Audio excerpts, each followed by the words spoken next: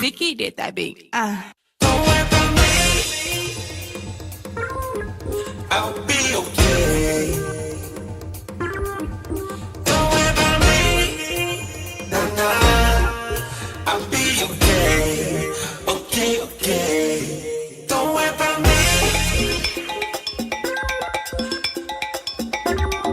Zeke did that beat.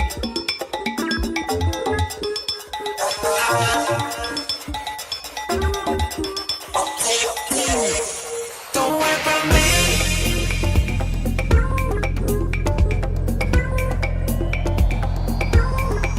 Don't worry about me. Zeke did that beat. Okay, okay.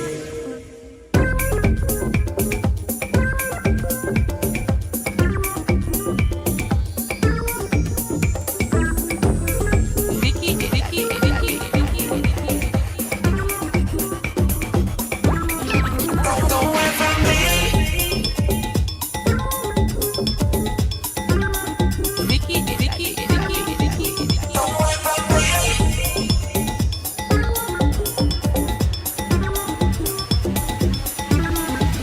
Don't worry about me. Don't worry about me. Don't worry about me. Okay, okay. Okay, okay. Don't worry about me. I'll be okay. Don't worry about me. Nah, I'll be okay. Okay, okay. Don't worry about me. Don't worry about me. I'll be okay. I'll be okay. Don't worry about me. Nah, I'll be okay. Okay, okay. Zeke did that beat.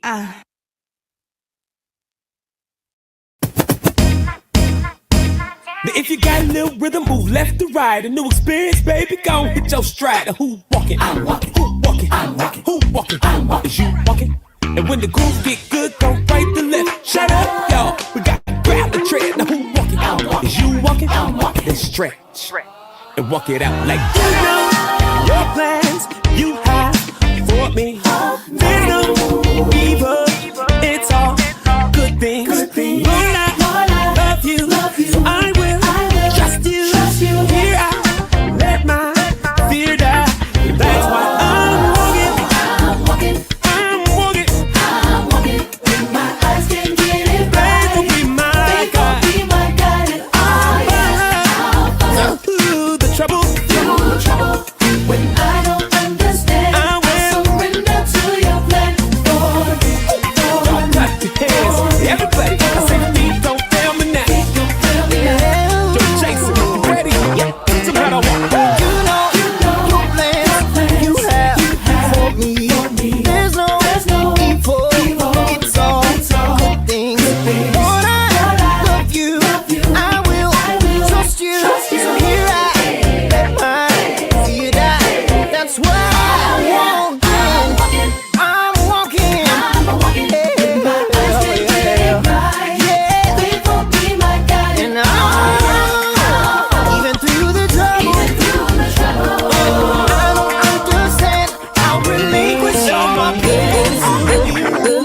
open up doors. Took me down a path I ain't never been before. Looking at the road, I don't see a lot of space. Guess I gotta drop my load, cause you're picking up the pace. Don't leave me to die, be by my side. I get a little anxious, please be my guide. I got my feet shot, I've been prepping for the moment I will get the green light. So if you see me, I'm rolling like feet. Don't fail me now.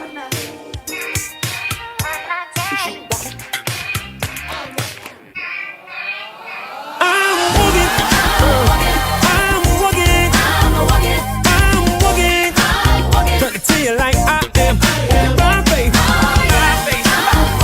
Lord, I'm walking. Anybody else going? Yeah, say I am. I'm walking. When my eyes can't get it right, will be my guide. Oh yeah, I'll follow. When I don't understand, I surrender to your plan for me.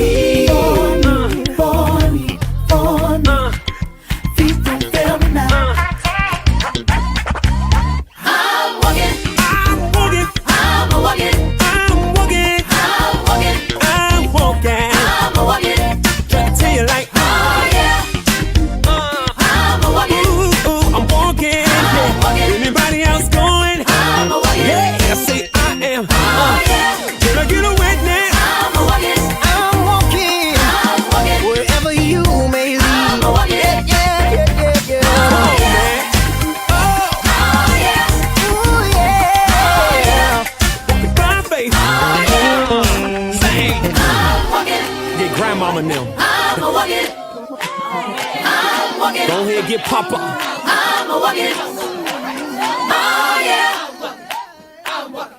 I'm walking. Be careful when you have so much of a friend deficit that when God put assignments in your life, you make assignments your friend.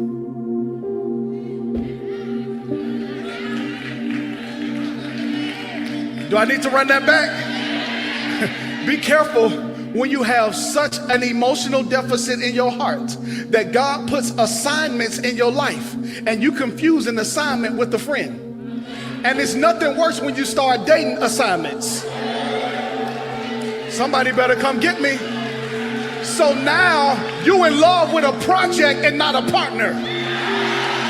That's not dating, that's daycare. In this season of my life, I'm not babysitting no more. Send people who can build with me, not people I have to keep building up.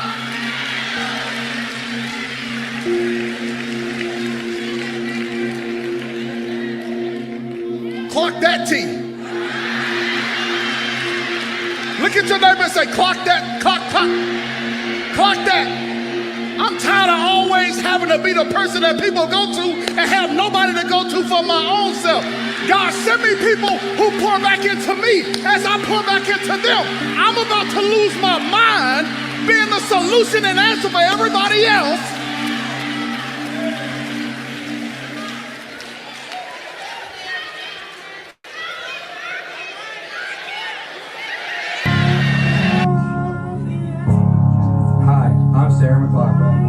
Will you be an angel for a helpless animal? Every day, innocent animals are abused, beaten, and neglected, and they're crying out for help.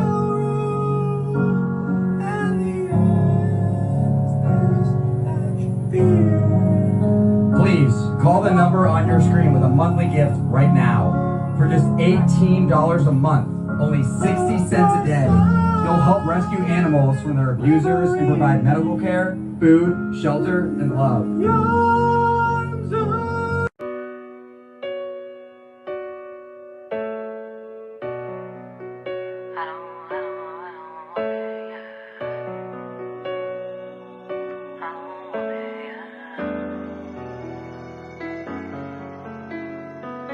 Stand up, never lay down. Used to see us in the back, we in the front now. They tried, we did. Stepping up, no chill, I'm about to go in. Steady dancing in the clouds, got I've been walking mounds, talking handshake smiles for the big win. Bomos on the reach in, trying to put their bid in, hoping they can slide just a piece in. But this ain't for the weak, for the hearts wanna sleep. Put a guard on your piece, gotta stand in your sleep. Take a breath and be meek, gotta take it from me. No one can do you like you do it. Be fluent in you, that's a movement. Stay focused on you, it's not selfish, it's true. It is only to you that you prove it. If I can't feel no love, I don't want it, yeah. If you can't feel these voids, I don't want it, yeah. If it don't bring me joy, I don't want it, yeah. I don't want it, I don't want it, yeah. People used to talk how me could fall enough, now they looking for my corner. Red Bull on the backtrack, I ain't cutting no slack, it's a new order. Set my team and really strong now. Kingdom coming like the song now. Guaranteed on this walk, you won't believe, but his word is the creed, and my faith it goes free. No one can do you like you do it. Be fluent in you, that's a movement. Stay focused on you, it's not selfish, it's true. It is only to you that you prove it. It is only through him that you prove it. It is only through him that you prove. If I can't feel no love, I don't want it, yeah. If you can't feel these voids, I don't want it, yeah. If it don't bring me joy, I don't want it, yeah. I don't want it, I don't want it, yeah. Entangled entrapments, the pressures of being down. Transcender traps and dead bodies have shunned the clouds. Depression's a trophy for Gen Z, and socials will kill you with envy, fabricating the line through the enemy. My state it is altered and change has occurred. Intention is heavy on serving this word. My being has meaning, no love lost, I made it. I'm good, love, believe me, that's true, I don't think. If I can't feel no love, I don't want it, yeah. If you can't feel these voids, I don't want it, yeah. If it don't bring me joy, I don't want it, yeah. I don't want it, I don't want it, yeah. If I can't feel no love, I don't want it, yeah. If you can't feel these voids, I don't want it, yeah. If it don't bring me joy, I don't want it, yeah. I don't want it, I don't want it, yeah.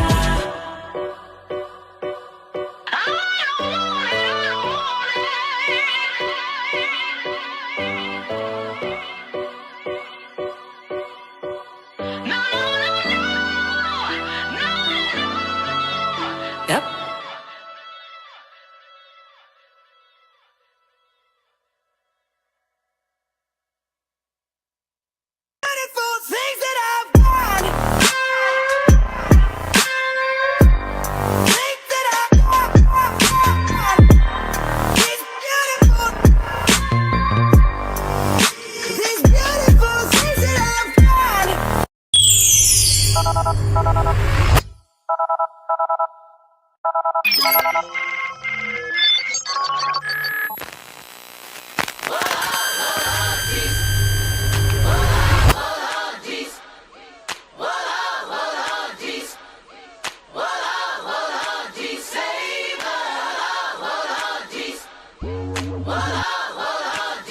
Good morning. Good morning. Good morning. Good morning, everybody. Good morning to you. Good morning to yours. Good morning to all the people. Hope everybody's doing all right this morning. Hey. Hope y'all doing all right this morning. Hope everybody's having a blessed and amazing morning. As early as it is 7:41 on Wednesday, May the 28th, 2025. As y'all know how we do it over here, Way Up Wednesday. Y'all know how it is. On Way Up Wednesday, we do our wellness check-ins. We do all of that. And really, honestly, this week, we're doing the full wellness check-in. This week, we're unpacking insecurities, and today is a really good one. With today, we are unpacking imposter syndrome. And I know that's something that many of us have dealt with, imposter syndrome. So we going to talk about it. We going to unpack it, and we'll get vulnerable, and we'll share, and we'll heal, and we'll grow together. That's the plan. That's the plan for today. So I hope everybody's doing all right on this Wednesday, May the 28th in the year of our Lord 2025. Of course, you are with Zeke Locke.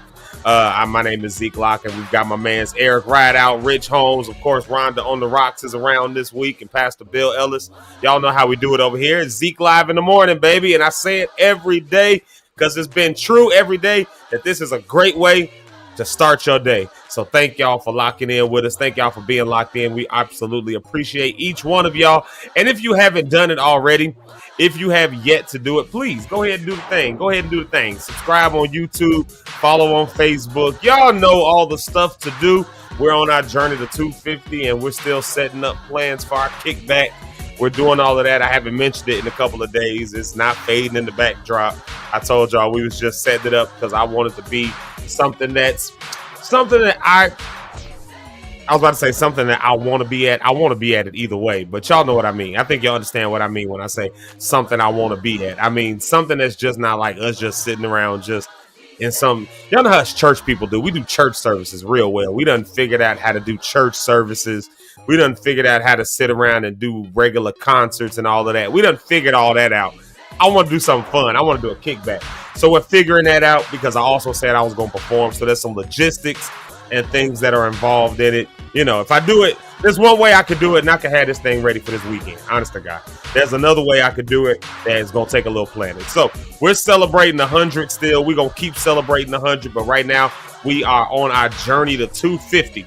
On a journey to 250. That's the next milestone, next checkpoint that we're looking for. And so, yeah, that's what we're doing right now. So go ahead. Like I said, subscribe, turn on your notifications, tag somebody, share it with somebody, especially this week. Because like I said, this week we are unpacking insecurities. And that's boy, these are some tough topics. I think yesterday we unpacked, what was yesterday's topic? Let me look down. Oh yeah, that's right. The mere lies. Yeah, remember that? We were dealing with image and self-perception. That was yesterday's episode. So today we're dealing with the topic, am I even supposed to be here? Imposter syndrome. And so that's going to be a great topic. And we'll explain what imposter syndrome is for those who don't know what it is. Stick around, stay locked in so that we can get you filled in on what imposter syndrome even is. And you might realize that it is something that you've probably been dealing with or that you've dealt with in the past. And so, we're going to keep on unpacking. We're going to keep on unpacking these insecurities. We're going to keep on doing that because I believe that we can grow from it. And so that's what we're going to do. That's what we're going to continue to do. So thank y'all again for being locked in.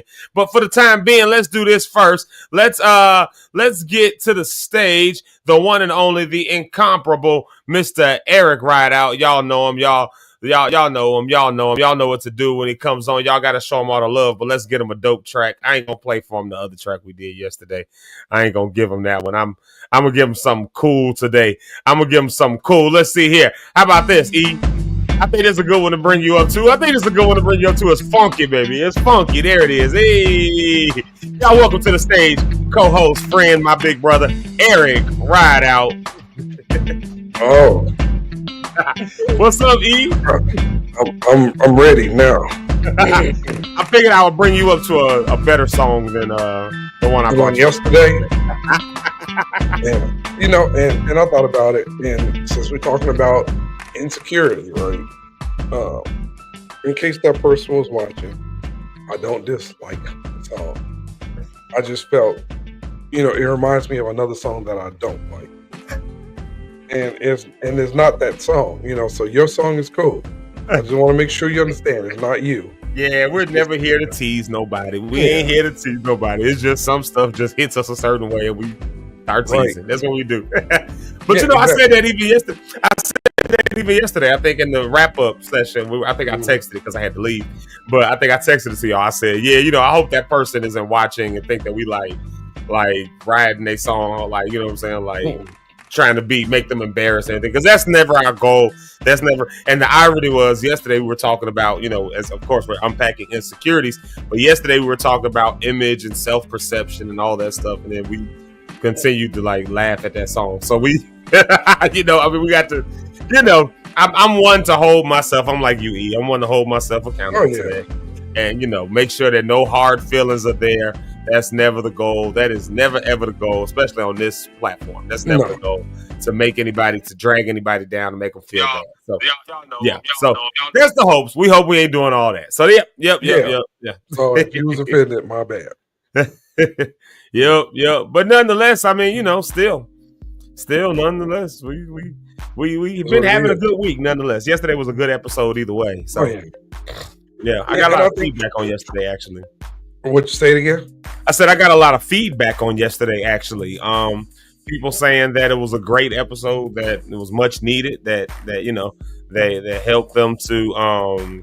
I should probably pull it up. I'm actually looking for it. I was gonna pull it up so I can read it, but I ain't gonna do all that. Somebody has said basically, if I'm paraphrasing here, basically saying it was a much needed conversation. Yeah, that's something I've dealt with. Thank you for bringing it to light. That whole kind of thing.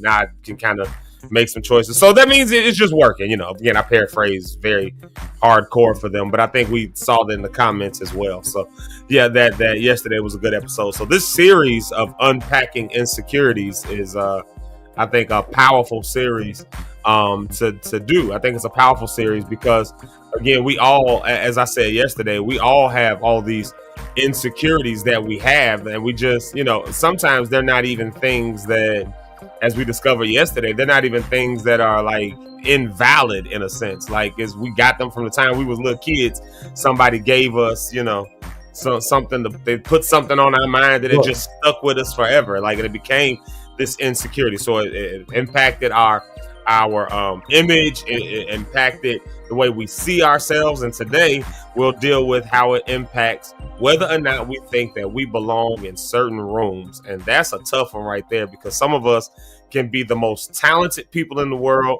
the most, just the most talented, the most gracious, the most friendliest. We can be the top of the line, but if you in your own mind can't see yourself as belonging in that space, then there's really almost nothing nobody else can say to you. You got to really got to come up with this for lack of a better word, this self-esteem that says, yeah, I belong here.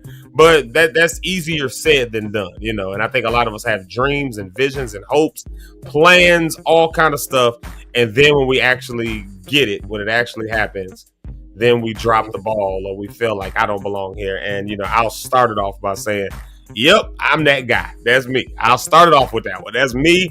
So if anybody else felt like, oh, I don't know, I can't really say that, I'll let y'all know. I'm definitely that guy. I just kicked the whole conversation off like this. I'm the guy who made it all the way to a record contract. Impossible circumstances to even get a record contract. Still got it. Still did it. Everybody had big dreams, hopes, plans, and stuff for me. And for some reason in my head, I couldn't live down, feeling like, man, maybe I'm not talented enough. Maybe I'm not good enough. Maybe, where does that even come from? Who knows? I don't know. Maybe years of false humility. I don't know. It's a layered conversation. It's different for everybody, but it can't just be left in the background anymore. Not for me, not for others. That's why I thank God for people like you, Eric, and Rich, and even my wife. I mean, just everybody who, Rhonda, Pastor Bill, just everybody who like keeps pushing at me. Zeke, just keep going. Because I don't think people really understand what that does, to have positive affirmation behind you. Because sometimes it takes a while to really see yourself as belonging. Nobody else does. And sometimes it takes people to just keep for years, just pouring into you, telling you. So it's a real thing. It's a real thing, but it's something that if we conquer it, we'll all see our lives do a whole lot better. So that's one decision could change your whole life. Yeah. Well, Pat, what Rich say all the time? Life is choice driven. You don't live and die by the choices you choose to make. I've got to learn the whole thing so I can say it. Oh, I got it down. I got that thing down. Life is choice driven. You'll live and die by the choices you choose to make. I got a hint for you. Choose life. I'm gonna get in there and say it. Right, just step on his lines. As soon as he ready to say it, I'm gonna cut in and say it. Life choice. So before you get to say it, if Ron doesn't have a saying, I can say it. You got your saying too, though. You got yours. I got a few of them. Love you. Just give it all for you. Yeah, give it all for him. Give all to him. Yeah, it's still, I gotta steal somebody else's. I'm gonna still steal it. But good morning to everybody watching. Thank you for tuning in today. Like Zeke said, it's gonna be a great. This headset thing gets stuck in this chair. It's gonna be a great conversation today. Interesting conversation, right? Yeah, I think it'll be interesting. Because like I said, it's a thing that we've all dealt with it or are dealing with it. We've all had to deal with,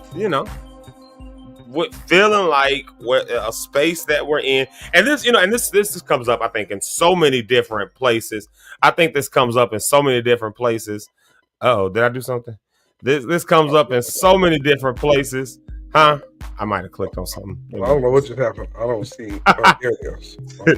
But it comes up in so many different places. It comes up, whether you're in school, you can be in school and, you end up in honors classes and, I've dealt with that before, like getting to schools and stuff. My testing was always really, really good. I always had really, really high, like standardized tests and all those kinds of things like that. I was always like, I'm talking like top % of the school. Like I was always in that. So I took my SATs early. I took them in like 8th grade. It was maybe 7th grade. It was 7th or 8th grade.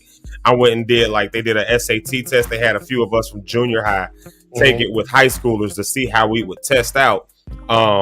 I remember that was my first time at Homewood Flossmoor High School. Matter of fact, I went to Homewood Flossmoor High School and did that. I was in 7th or the 8th grade. I forget which one. I want to say 8th grade though. And did my SATs and then scored better than high school seniors coming out of high school. So now all of that. But here's the thing: I was doing all those kinds of things, those testings, these special programs, all that stuff, and my grades were trash. So I didn't feel like I belonged there because everybody else had straight A's and B's, and by the time I got to junior high, I was dropping C's, D's, F's. The first time they gave us a chance to start changing classes and stuff, please, I was every fly honey that was, and I was shy too, and I still was distracted, boy. I was distracted. I ain't had time for homework. Plus the other side was all those programs. I ain't had time for homework. Like it was just, I was not studious in that way. But now I'm sitting in these programs with all these other very brilliant, very smart kids who, like me, are the ones that's basically on a test, doing testing. We're the ones that's carrying the school. Like, so I'm in here with all these folks, but they talking about their grades and did in this paper. And I'm like, I didn't do that paper and I didn't do that and I didn't finish that. I didn't do that. All right, my grades don't look like that.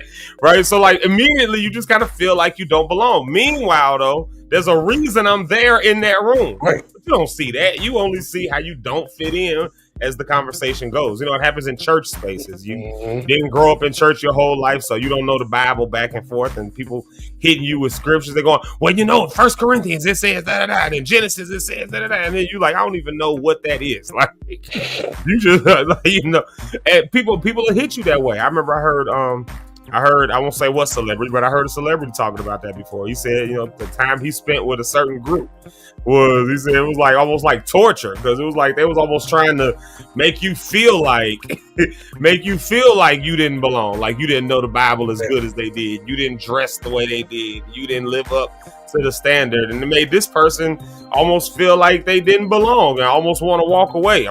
Praise God they didn't, because they've given us some amazing stuff over the years, but it creeps up in so many or just in general, man, if you're sitting down with a bunch of people that went to church, and you're just having a real conversation, and somebody who's sitting there who may not have been, they're left out automatically of the conversation.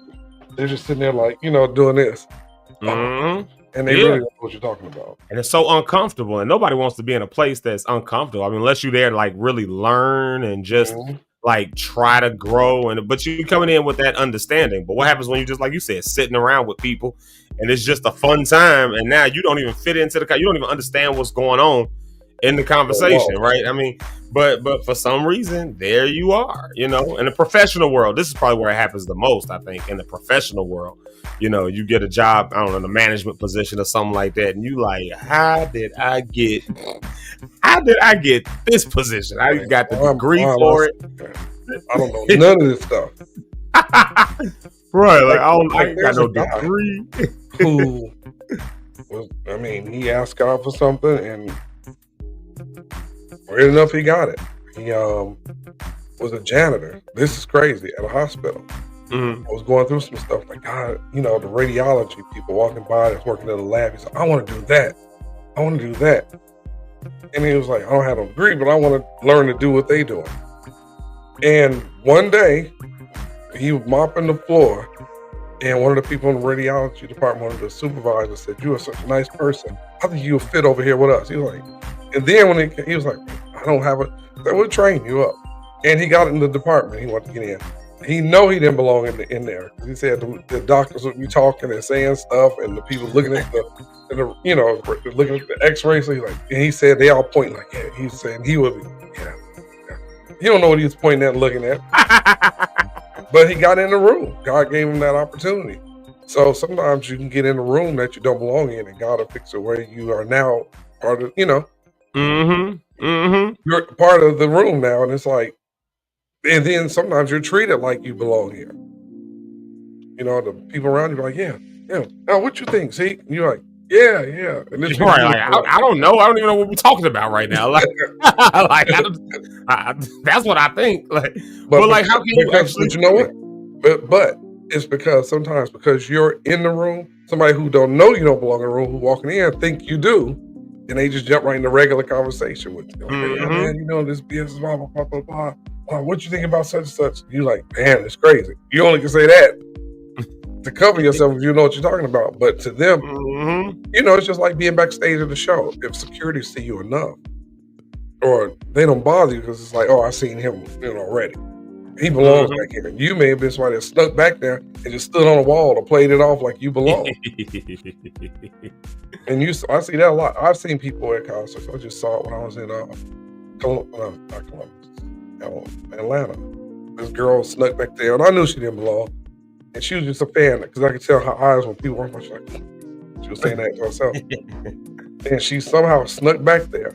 And I walked up to her and said, you don't belong back here, do you? She's like,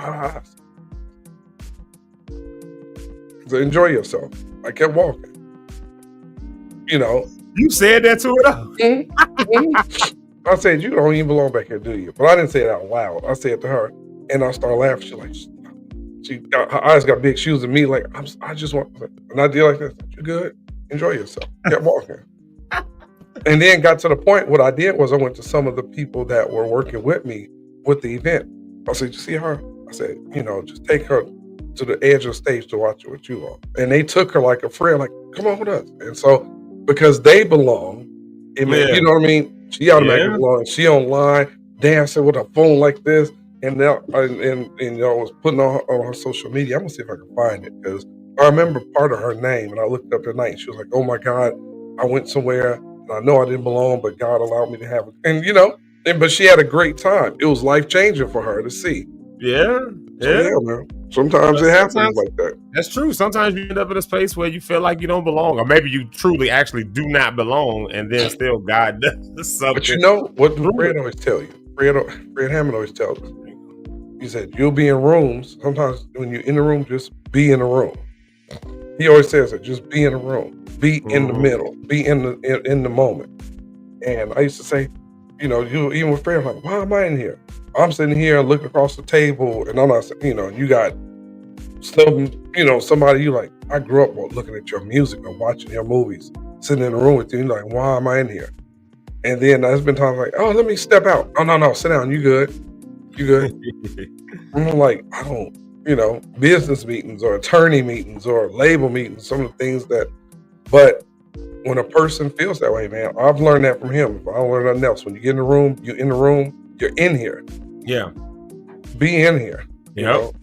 So for those of you that get in rooms and opportunities that you don't feel like you deserve, you're in the room. Just stay there. And that's really, like you said, like I said, that's the hardest thing. Like that's the hardest thing to deal with, is knowing that you don't belong in a space or feeling like you don't belong in a space. Even if you truly do belong, that's probably the hardest thing. When you truly do belong in a space, somebody put you in that room, put you in that space, and yet you feel like you don't belong. Like, and now, you know, you can't get nothing done. You can't finish nothing. You can't, like, listen, I've been there, y'all. Been there, dealing with it myself. So again, we not preaching at you. I'm not just the hair club president. I am a member of this train as well. And, you know, like it's a real thing. And that's why we talk it out. That's why we dealing with it. So let's do this, E. Let's take a quick music break. And then we're going to come back and do our morning shout outs. You know, that's one of my favorite parts of the show.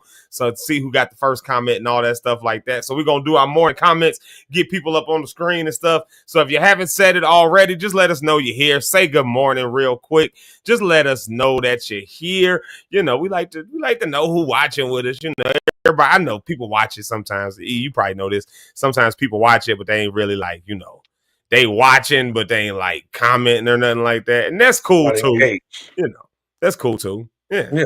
That's why we watch it on YouTube. Right. Because just they, the views, like I tell people that come on, that do what you do, come on and comment, and the gift that you may have may be a blessing to somebody, and the playbacks be real. Yeah. The after views be, like we said, so now we hit 1,000 plus, and that's 1,000 plus people seeing what you do. Yeah. Well, this is what I'm gonna do. I'm gonna play two songs. You probably like this one. I'm gonna play Manny the Great. Manny the Don. I don't know where I'm getting this the Great from. There's nothing on my screen that says the Great. There's nothing on my screen anywhere that has the word great. And I keep calling people the Great. I don't know where I'm getting that from. Manny the Don song is called Hero. And then I'm going to play Just Might by CP the Genius. He the one I keep calling CP the Great. CP the Great. That's that song we like, Just Might. Yeah. So I'm going to play those two. This is Manny the Don and CP the Genius. Yeah, there you go. And then we're going to come back with Zeke the Locke and Eric the Rideout. There we go. So here it is, y'all. Love y'all. Make sure if you haven't said good morning, say good morning. We want to hear from you.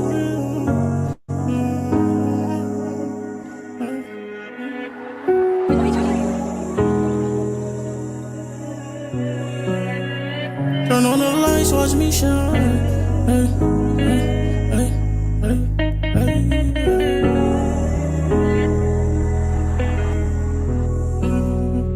Turn on the lights, watch me shine. Them dark nights held my grind. All it took was some time. I'ma like take your time. Don't you rush to get old. Problem child, now hero. Problem child, now hero. Problem child, now hero. Problem child, now hero. Problem child, now hero. Hey, no roof, watch the rain fall. Pockets flat, money change, y'all. Hey. Hey, bottom boy ain't have a pot to piss. Now I'm legit, life is lit. I scream doors, know who I'm with. They say pain is what gets you rich. My run deep, I watch my mama warm up that water when they cut the heat. Tell me what's the feat? Stomach empty, but I fed the team. Don't say you with me when that grass get green. And you ain't wanna help break the leaves, it be hard to see. Cause the mirrors be smoky. I've been sipping potion, life been roller coasting. Ay, swear I swear my life been roller coasting. I have my ups, I have my downs. When I'm up, they around. Them fake smiles, peep your crowd. Mama told me slow down and just watch who surrounds. Ay, ay, turn on the lights, watch me shine. Them dark nights held my grind. All it took was some time. I'ma like take your time. Don't you rush to get old. Problem child, now hero. Problem child, now hero. Problem child, now hero. Problem child, now hero. Problem child, now hero. I be feeling like a hero, definition of real. Time don't heal all wounds, I miss my brothers for real. That shine hidden differently because my brothers not here. No with new friends, all of my dogs right here. Want more life, but the graveyard keep calling me. Product of the trenches, but mama told me I'm gifted. You hear my pain, listen. My papa on his last mission got me reminiscing, got me reminiscing. Remember old days, Johnny Taylor at Park. My last $2 being broke, I'm just gon' split it and walk. Feel like I'm followed by a reaper. I look back when I walk. I'm a hero for my people. Listen up when I talk. Stars in the making, but bitch, I glow in the dark. Hell too hot for a cold soul, so I get drunk when I walk. My mind faded. Wish I can go back in days. Wish I was hero for my brothers that didn't make it that day. Turn on the lights, watch me shine. Them dark nights held my grind. All it took was some time. I'ma like take your time. Don't you rush to get old. Problem child, now hero. Problem child, now hero. Problem child, now hero. Problem child, now hero. Problem child, now hero.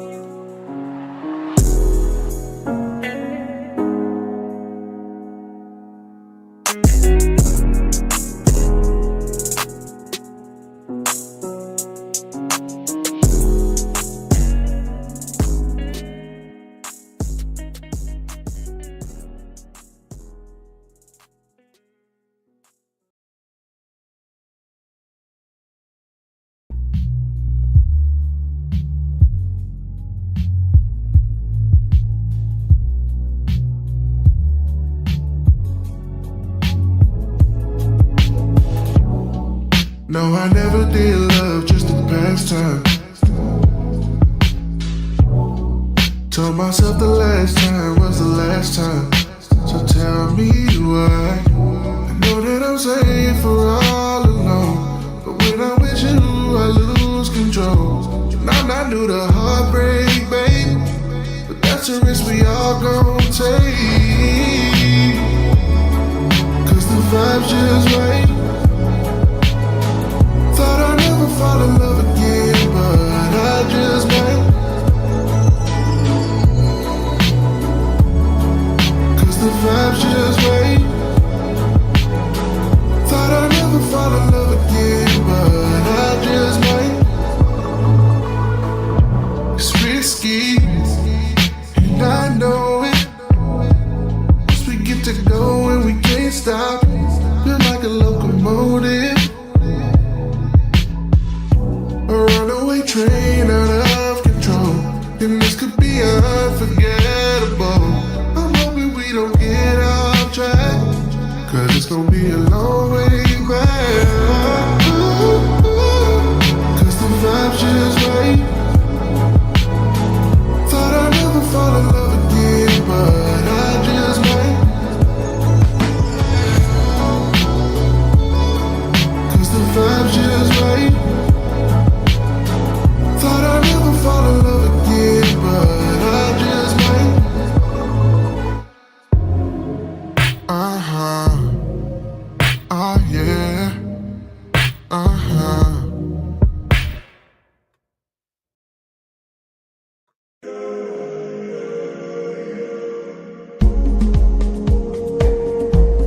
We back. Yep. If you haven't done it already, go ahead, do me a favor. Subscribe, follow. Y'all know all the stuff to do. And if you haven't done it already, say good morning. We want to hear from you. We want to see you. We want to know that you're here with us this morning because, this is a great way to start the day. So this is one of my favorite parts of the day. We start doing morning shout outs. I love saying hi to the people. We got a few that's in here. We got a few in here that said hello this morning. Let's see who we got. Check this out. The first comment of the day, I got to give a big drum roll. Drum sound like a gunshot. Shout out to JP Rideout. Yo mama Eric, she was the first one. Look, she put her comment in. I kid you not. This comment came across the screen before I hit the start button. I didn't even know that could happen. I didn't even know that you could. She was up this morning. Yeah, she was up. She was ready for it. I did not even know that you could put a comment on before the broadcast even start, before the live cast even start. So that came across literally before I hit the go live button. That was on. So, I didn't know you could do that either. me neither. I just found it out. So there it is, and it still shows up. So hey, I ain't gonna knock it. Shout out. So y'all give Mrs. JP Rideout, aka Johnny Rideout. Y'all give her a big love. I was gonna say a big round of applause like it's a stage, but y'all, you can do that too. You can be at home just clapping away. You can do that. But give us some hugs, give us some hearts, give us some love. Show us your love. That's Eric's mama, y'all. Y'all know we treat the mamas of the show with all deference in the world. So there it is right there. And you know what, speaking of her as well, I didn't put up the comment yesterday when she said that we had a phenomenal or something. She didn't use the word phenomenal, but she used a different word, said the live cast was good. And we like to put her comment up there, and I just missed it yesterday. It was a good topic, and I just missed it. I missed it yesterday, but just so y'all know, yesterday was good because Mama did say it was good. So I didn't put it up there, but she did say it. It's there. You can go back to YouTube. You can see it in the comments. And she said it was good. So there you go. And then, let's right. It's there. She actually said it. All right, y'all. Let's see who it is. It's Asia Jamal. Look at that right there. We have to maybe hook up with her next week or the week after, like when we get into June. Let's get into June. Yeah, we have to link up. She said she'd be willing to help out, and that's a blessing, man. When lock stars get on and say they want to help and they want to do stuff, that's how Rhonda came on board. That's how Pastor Bill came on board. That's how these people really came on board. They just want to help. There's Eric and Rich, y'all. I said I was going live, and Eric and Rich were like, "Yeah, let's do it. Let's go." So We love it when people say they want to help out, they want to come on board. So thank you so much, Miss Asia Jamal. And also thank you for being here, obviously. Thank you. That was the second comment of the day. And check this out, y'all. The next comment, of course, was myself. I had to comment and make sure that people saw that I was saying good morning to them from both my YouTube and Facebook. Please follow both of those pages. Both of these are followable pages. There's one, Zeke Locke on YouTube, and there's Zeke Locke on Facebook. You can follow both of those. So my comments don't count. My comment, it counts because I love you, but it don't count, you know, in who got first comments of the day. But I told y'all every day, if she's not first or second, she's third, because there she is right there, Brony Cat 1. Hey, Bronyo, what's up? She says, good morning, Lock Stars. It's Winning Wednesday. Woo! Listen, how's your heart? How's your mind? Have you set any goals for the week? Look at that. She coming on giving y'all free therapy. Y'all better take it. And then here's the other church the church announcement, lady announcement right here. Here's the other one. Welcome to Zeke Live in the Morning with Zeke Locke, Eric Rideout, Richard Holmes, and Rhonda on the Racks. I keep saying Rhonda on the Racks. I don't know if that's country or if that's just. I think Rhonda got some money coming. Either way, Rhonda on the Rocks is what I'm supposed to be saying. So there you have it. Rhonda on the Rocks. Grab a drink and let's get these minds focused on purpose. Now that's heavy right there. Let's get these minds focused on purpose. Like, what is your purpose? That's a good question. What is y'all's purpose? You know, and maybe that's a good way to really kind of to start the conversation about imposter syndrome. What is your purpose? Maybe if you just figure out your purpose, maybe it helps to curb some of the imposter syndrome. I know that for myself, so I can say that. Yeah, here's another one, Dr. Jonathan Jordan. I think he tried to call me yesterday, as a matter of fact. I got to look back at my missed calls. I was in a bunch of meetings and some other stuff yesterday, so I was moving around. But shout out to him. This right here, this Pastor Zeke Locke. Y'all, that be when people be Pastor Zeke Locke, and I be my God, I just somebody, we're going to talk to the Lord about that, y'all. We're going to have to talk to the Lord about this. That pastor stuff is crazy. Right. That's wild, boy. I don't know if anybody want me to be their pastor. I don't know. And my camera will be back on in a minute. Right, exactly.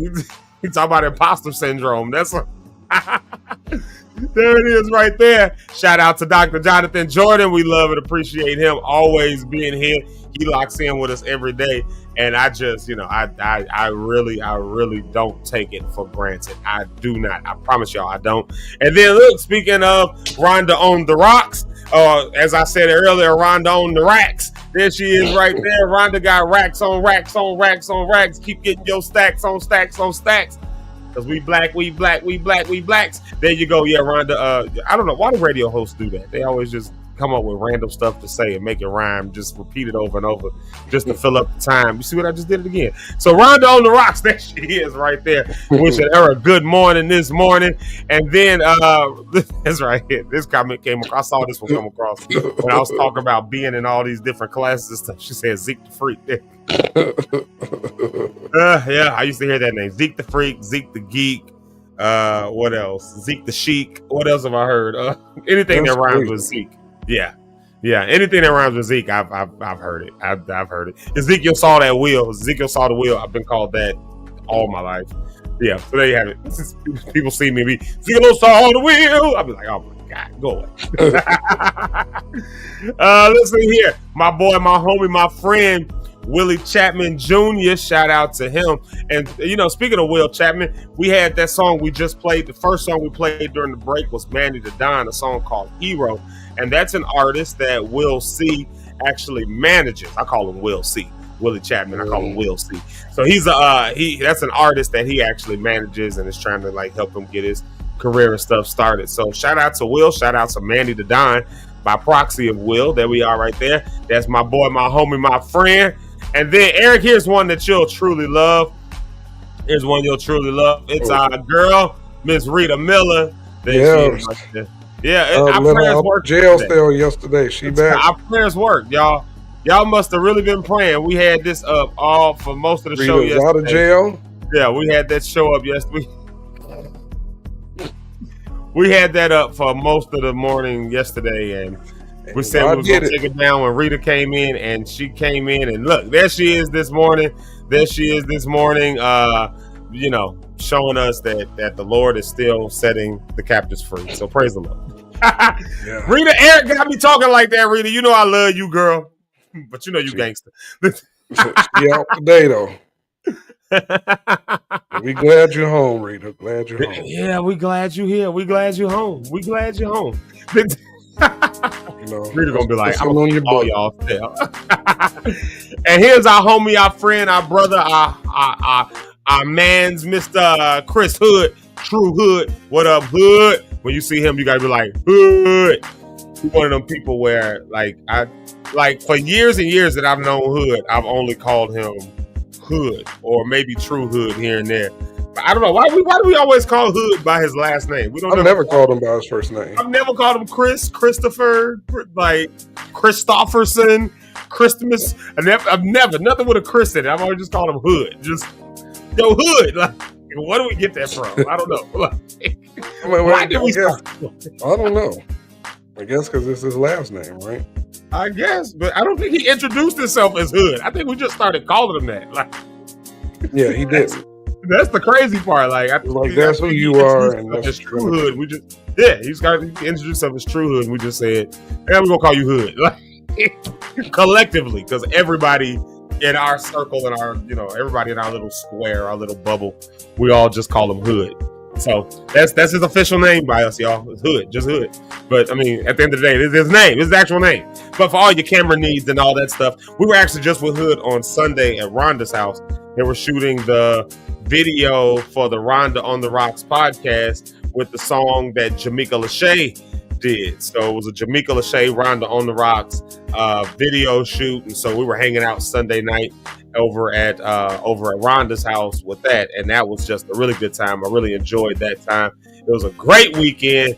I was really glad to be part of that. Check this out right here. Check this out. Rita says, Eric, shut up. And then, of course, I started getting in as well. Disrespectful. We got Lorgus. Your husband, that's cool. No, I was playing. Wow. She lacked discipline. No, I'm just kidding. Yeah, Rita ain't going. Rita going. She go right back to jail. We don't want you to go back. Stay out. Yeah, Rita is going. I don't know. Was that something I was? Oh, probably when I said the whole pastor thing. That I ain't insecure about that. That's just some people be calling me, and I ain't never told nobody to call me that. I just ain't never told nobody to call me that. That's all. People just for some reason, a bunch of people keep calling me that. Do I give off that kind of vibe? Like, I thought I was cool. I thought I was a cool guy. Apparently, I got a pastor. Some people find some of the pastors are cool pastors. They like. Yeah, it's true. We got some cool pastors and stuff, but some on there. I always thought of myself as being cool. Cool guy. But if people be pastors, I'd be like, maybe I'm an old man. I don't know. Pastor Locke. Right, Pastor Locke. Because they already called your wife Mother Locke, ain't it? Yeah, they've been calling her First Lady, Mother Locke. She done got hit with all the names. I know she don't like none of that. Yeah, I think she just like. I think she like just being with me. That's what I think. I think she like all that stuff because she get the recognition and all the, as she should. As she should. For Christmas or birthday, get her the Duster 3000, and she gonna be all right. The crazy part, I'm the one that actually. So my mother-in-law got us a vacuum after we got married. Like, she got us a vacuum. I'm the one that actually pulls the vacuum out like every day. Like I vacuum my floor like a mad. Like every day, I'm like vacuuming floors, couches, and all kind. So I done took on some of the, as we would call it, Eric, some of the woman's work. Woman's work. But I don't mind cleaning up. I don't. The only thing I can't do, I almost refuse to do it. I will protest. Is washing dishes. I cannot. Now that's the thing I like to do. Really? It's a goal to make sure they look sparkly. Yeah, Not one spot on them. And sometimes do like this and real carefully go around the edges and up. Yeah. I feel that. That's me. I got like a whole system. I like of the when I wash vacuum, too. dishes. I do like vacuuming. I like to make sure the house is vacuumed. And I make sure the And I like bathroom is washing clean. I do all that stuff. Yeah. Washing clothes, I like doing that. I'm usually the clothes washer. Although she did the last clothes washing that we've done. She did the last few loads. But yeah, no cap. I'm usually the one that's washing the clothes.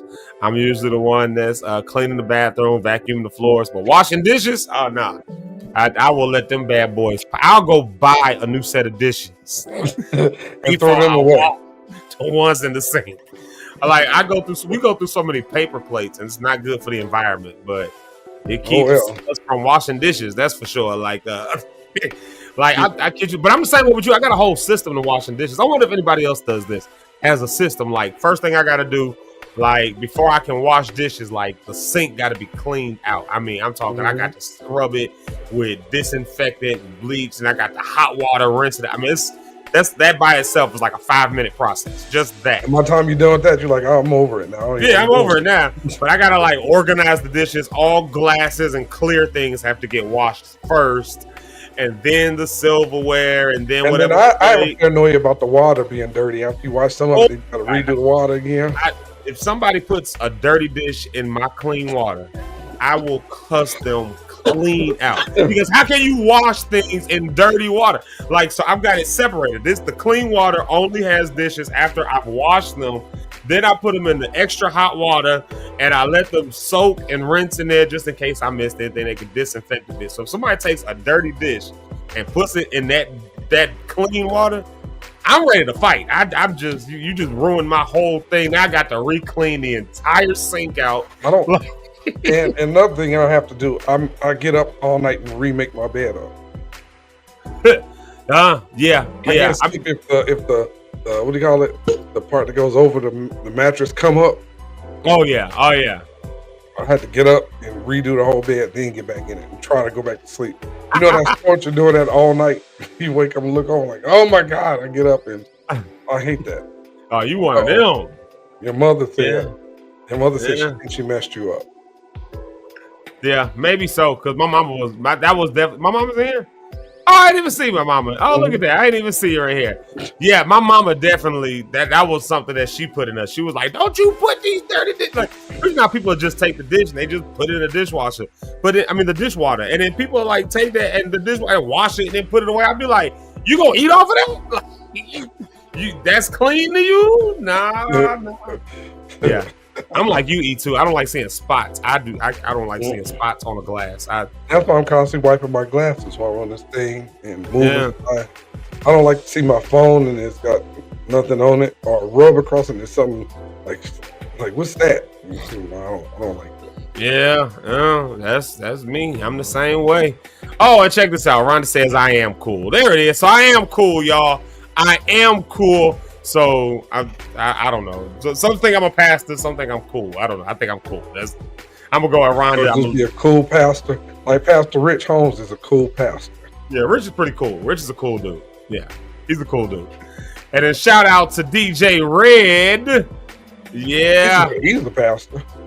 DJ Red. He got Pastor Red. Yeah, he got pastor potential. Pastor Red. You know how Red talks. He gonna be like, and open your Bibles today to Genesis. Red, so like his demeanor is always like right here. Say it don't go here, it don't go here, right here. DJ Red is always like right there, and then he'll like laugh and like come out of nowhere. He'll like laugh, and then come right back to right here. Like, you just reminded me when you said laugh, and not that Red laugh like this. You just made me think of that basketball player that laugh. You remember? Oh, everybody making fun of him. Yeah.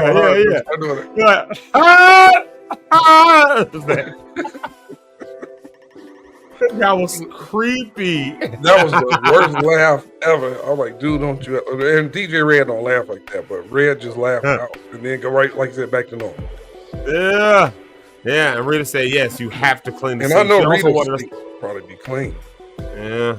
Prison system, they teach you how to clean really well. Well, she wants us to know she's never been to jail a day in her life. So she's definitely been.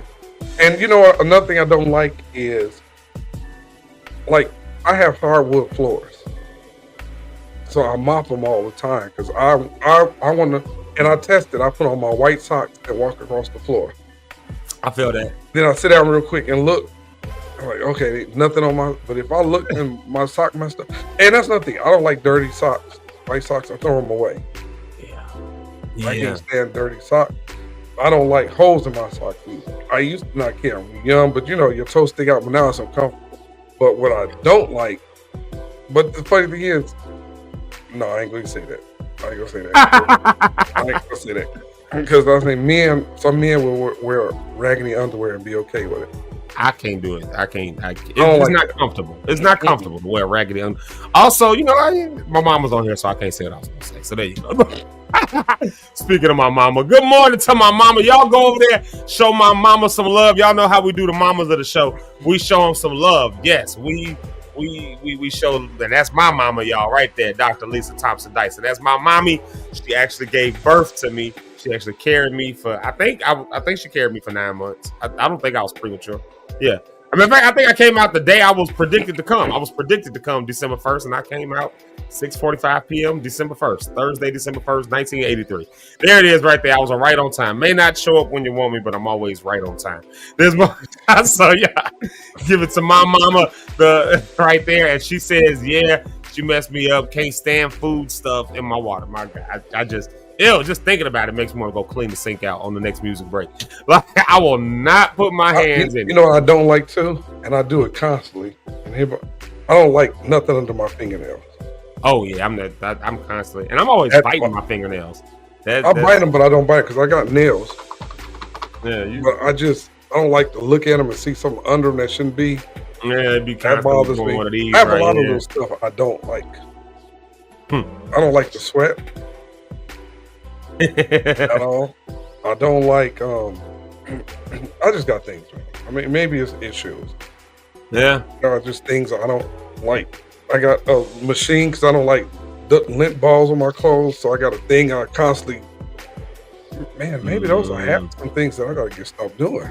I don't know. My wife is obsessive almost. Yeah. Well, Sticks is the same way. She don't like nothing bumpy. Like if a shirt starts, they call them pills. If it starts getting that on the shirt, where it starts getting, like a sweatshirt, it just starts getting after you wear it a few times. You got she got a whole thing to like scrape all that stuff off, and if it get to where she can't do that, she just throw it away. She's like, it got bumps. I mean, she could have worn it twice. If it get them little it got bumps on it, and then she is done with it. Like never to be worn again. Like, she won't even sit next to me if I got on a shirt that's like that. She's like, "Ooh, your shirt got bumps." Ooh. I'm like, what? I got an uncle like that. My uncle, my mother's brother. If something bothered him too much, he done came home and looked at his house, just throw everything away. He'll just buy new stuff. He get irritated really quick over stuff. That's kind of stuff my dad would do. I do that too, though. Like, I have stuff my mother, I'll just throw it away. Like, look, you can wash that, keep it. Why? I just don't like that, man. I just, maybe it's habits. Maybe it's habits to everybody. Yeah. I guess we do have our different quirks and habits. And speaking of which, there's my mom. She said 9.5 pounds. That's how much I weighed when I was born. Dude, I was 9.5 pounds. I don't know how much I was. I'm gonna call my mother. Who is that? Oh, that's Rhonda. Did I just do something? Yeah, you just brought Rhonda to the stage. No, I clicked the comment. Oh, she's in her mobile. That's why. Mobile. So the same thing happened to me. It's so embarrassing. Sorry, guys. You didn't tell her nothing. She just came on the way she was. That was funny. You got her again, Zeke. I thought the broadcast just ended. Like, because the thing, like the screen went like this and it shifted everything over. I was like, oh, God, here we go again. Live cast finna just end. I don't know what I didn't know who that was. Like, who the heck is that? I am so sorry. I didn't see her name on it. Well, you here now? I am here now, and it's raining, and I'm driving. Hey, wait a minute. Your hair is different. Okay. Oh, she got that new hairdo, new attitude too. Clock that T. Clock this T. Clock it. Crab motions. Yes. Period. Yes. When you go on the, I found this out. I realized this. Should I say? The other day when y'all was going live and y'all was stuck and I came on And it's just like, it put me on the screen. I was like, oh, shoot, there's so many things happening at one time, Yeah. like in that 3-second period. It's like the longest 3 seconds of my life. Like, I was like on the screen. I went to click the button. I'm like, I don't know what to do. I clicked. Y'all saw all of that, and I didn't put myself. They had to make you like an old man, like you looking at the screen, you try your finger like right. And Rhonda, before we get into our subject, we were talking about things we don't like. Mm-hmm. And another thing, I don't like to people. Well, that's not my business, but you're like, what kind of people? No. I sometimes I don't, but I don't like how people drink their drinks. Like if it make a noise when they drinking it. My mother tell you that because if she's sitting by me and I hear some kind of sip sound, I'm like, why are you doing that? Drinking normal. She's like, don't tell me how to use. I can't stand that. And I like divider plates. I don't like my food to touch. See, now I'm the opposite. I'll use a divider plate, but I don't like my food to touch. But I hate divider plates. Like, I just feel like a fourth grader or a third grader. Like, when you go over your auntie house and all her kids is a certain age. Maybe I'm talking from experience. All her kids is younger than you, so they eating stuff like chicken nuggets and fish sticks and tater tots, and they got the ketchup in one plate. That's what divider plates remind me of. Like I'm supposed to have a little dab of ketchup here, and some fish sticks over here, and the little dino nuggets over here. Like, and I use mine just like that. And if my stuff, Paul, but I'd take my fork and do this if I have to keep stuff. Really? I just don't want it to get together. And that's funny because you go chew it together, right? Yeah.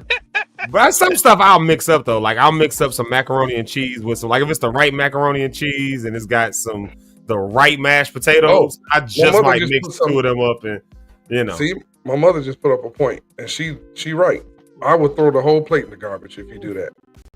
If you touch my stuff, or if you touch the like say my mother in the kitchen, right? And she's like, if I'm at her house, she's like, hey, you can get some of this. I won't touch it. I'll just look at it. I don't want, if you touched it, if your hand was around it, all of that, I won't eat it. I don't care who it is. My mother has sad stuff on her plate. Here, you want this? I'm like, not at all. We about to go. I can't eat it. I feel it. We about to go to a music break, but you just reminded me of something. My wife is the exact same way. Sticks do the exact same. If you bring her a cup and your hand is like this when you bring the cup, like say this is the cup, and you bring her the cup like this, she be like, I need you to take that back and hold the cup like this. Like, yeah. Don't put your hand over the rim of her cup. Like, even if it's not touching the rim, just the fact that your hand is cupping over it. She like, nah, can you bring me another drink? Like, and she will send it back like with no. Or if you open up my straw, my daughter has done that. Say, here's your straw. That open a stick. Like, I don't want that. Yeah. Well, y'all, let's do this. Let's take a music break real quick. Let's head out with a music break, and we're coming right back. Rhonda's already on the stage, so we ain't got to introduce her. And you got her gear. How that pup that look. No, I logged on because it says enter studio. When you use your laptop, it puts you backstage. Exactly. When you use your phone, it literally puts you on the stage. On the stage, so as soon as you come in. I was not trying to disrupt y'all. I thought I was going backstage, but I didn't. Here I am. Yeah. Here I am. So yeah. Okay. You're here for I weighed 6 pounds and 5 ounces, and I was 22 inches long. That's it. Did I come out right? Weak ass baby. I'm early. Something. Little frail ass baby. Because my daughter Deja was almost 10 pounds and that long. She was a big baby, but that's right. Me and Deja was strong with it. I was 10-pound babies. We was over here. That didn't last the rest of my life, but can't put on weight to save my life, man. So what happened? I got my height as a baby, and then it stopped when I got in 8th grade. It happens. That's great. Okay, I know we gotta go to the song. Yeah, let's do this music break real quick right here. This is my friend, my brother, my homie. We just was with him last week, and we just like this song, so we just gonna play it. We just gonna do one song, and we're coming right back to get into this topic, imposter syndrome. And I'm gonna pose this question to all the Lock stars, everybody who's watching us live. I'm going to pose this question to you. Have you or are you currently dealing with imposter syndrome? If you don't know what it is, we'll come back and give you a definition of it. But it's basically the feeling like you don't belong somewhere where you are. And it's not like I don't belong here because I'm better than these people. It's the feeling of I don't belong here because these people are better than me and I don't belong at their space. I'm not at their level. Have you ever felt like that? Are you currently feeling like that? Are you on your way into a situation where you may feel like that? We're going to unpack that insecurity today. So I'd love for you to jump in these comments, lock in with us. We all healing and growing together. But for right now, here's my boy Brandon P. with one of our favorite songs over here. We play it all the time because we love it. Blessings. Blessings falling down on me. It keeps bringing me joy. Each blessing I receive, it keeps bringing me joy. Yeah. Okay. Blessing to coming in front of me. Coming in front. I'm in the cup with a bag on me.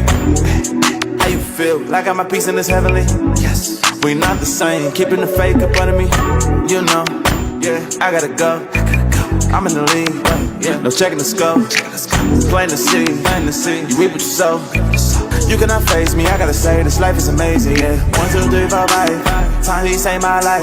Coming with that talk. Please don't kill my vibe. Shorty got that walk. She know what I like, yeah. With the gang and it's some shy, yeah. Okay, I'm in the still, I got the truth. Look at the pedigree. Okay, I never lose when I'm on the move. I'm leaning on the G. Okay, dipped in the water, only the Father coming in clutch for me. Coming in clutch, coming in clutch, coming in, yeah. Blessings falling down on me. Down on me, it keeps bringing me joy. Each blessing I receive.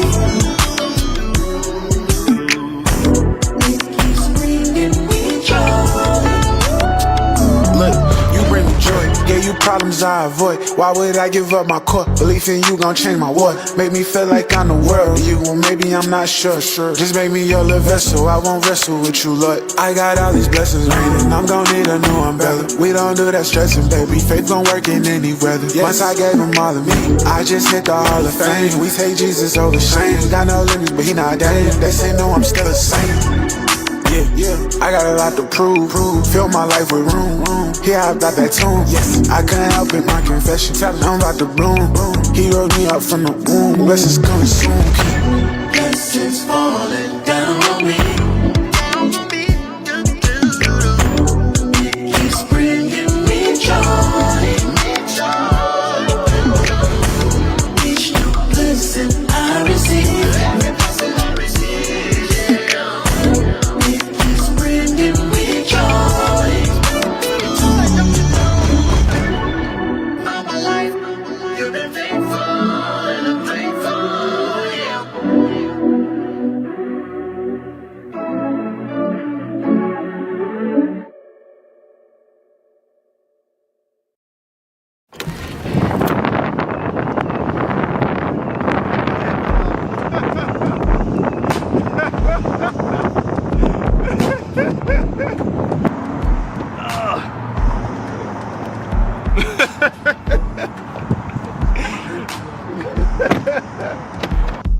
Oh, that's great fun. Great fun. That's great fun there. There it is. Great fun. Losing the hat on the road.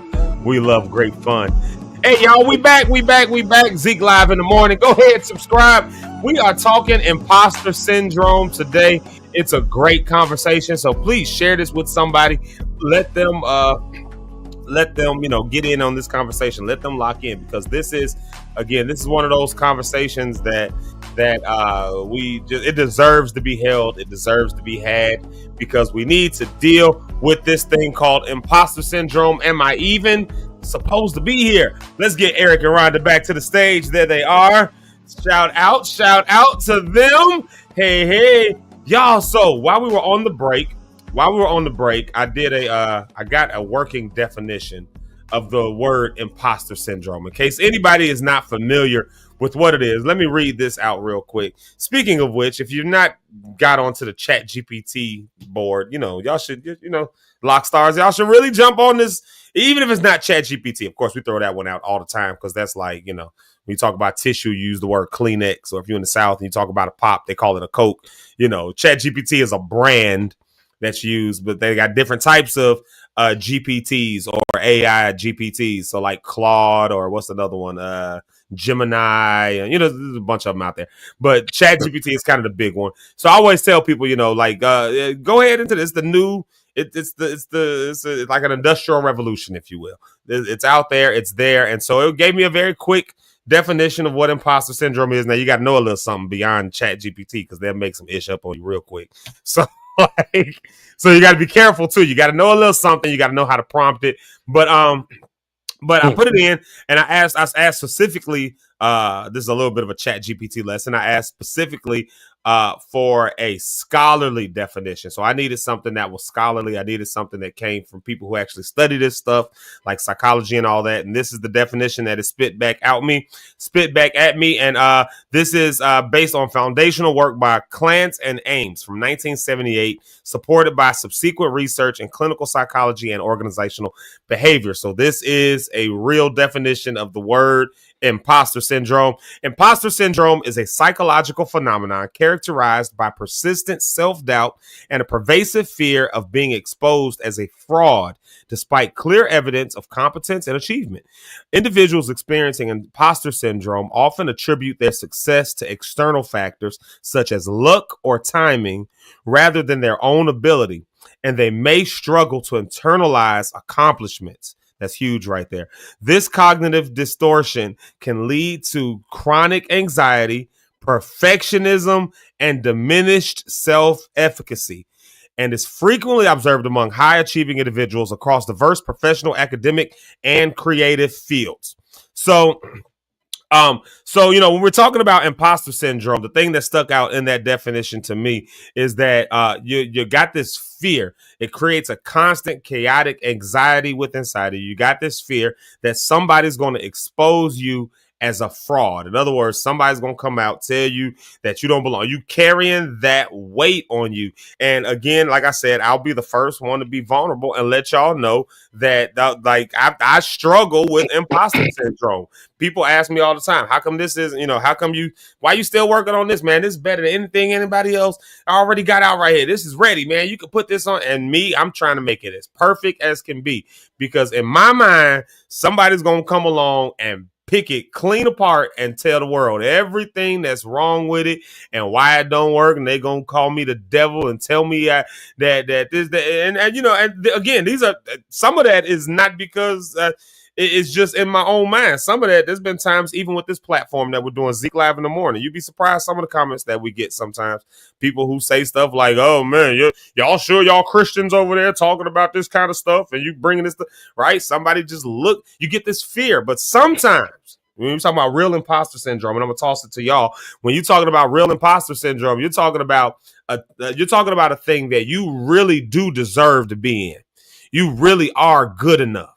Like Zeke, you really are good. And I'm talking to myself now, y'all. I'm talking to nobody else. I'm talking to me, if nobody else. Like, you really are good enough. You really do belong in this space. So why is it that you can walk into a room with other people who are looking up to you and then you feel like you the one who's less than? Like, this is a real thing, and it's created inside of me. Like I said, I'm being a little vulnerable here. I'll kick it off that way.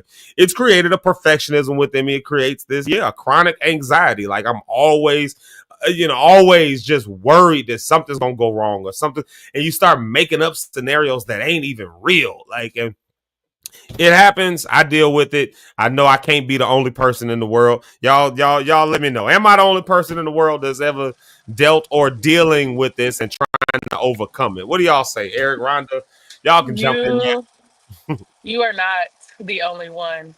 And I'm grateful that I'm not the only one, because imposter syndrome can be crippling. And sorry, y'all, it's raining. I got my wipers going. I'm driving. I'm trying to get to work for a meeting. But I No, did you not good. want to, I didn't want to miss this this conversation. Um, especially I think when you are doing something new that you've never done before. So like podcasting is new for me. I've always been in education. I've been a teacher since King had a dream. Like that's who I am. I taught Sunday school as a kid. So um I just always thought that that would be my lot in life and that would be my plan. And I would always say things like, I don't want to be recognized. I don't have to be on a platform. Just give me the money. Like I would say stuff like that. But in the back Mm-hmm. of my mind, I'd be like, I wouldn't mind like singing in a choir or being a background singer for someone or, but that was always like way in the back of my mind. Like everybody got dreams. And it's just like, that's just one of those things. Mm-hmm.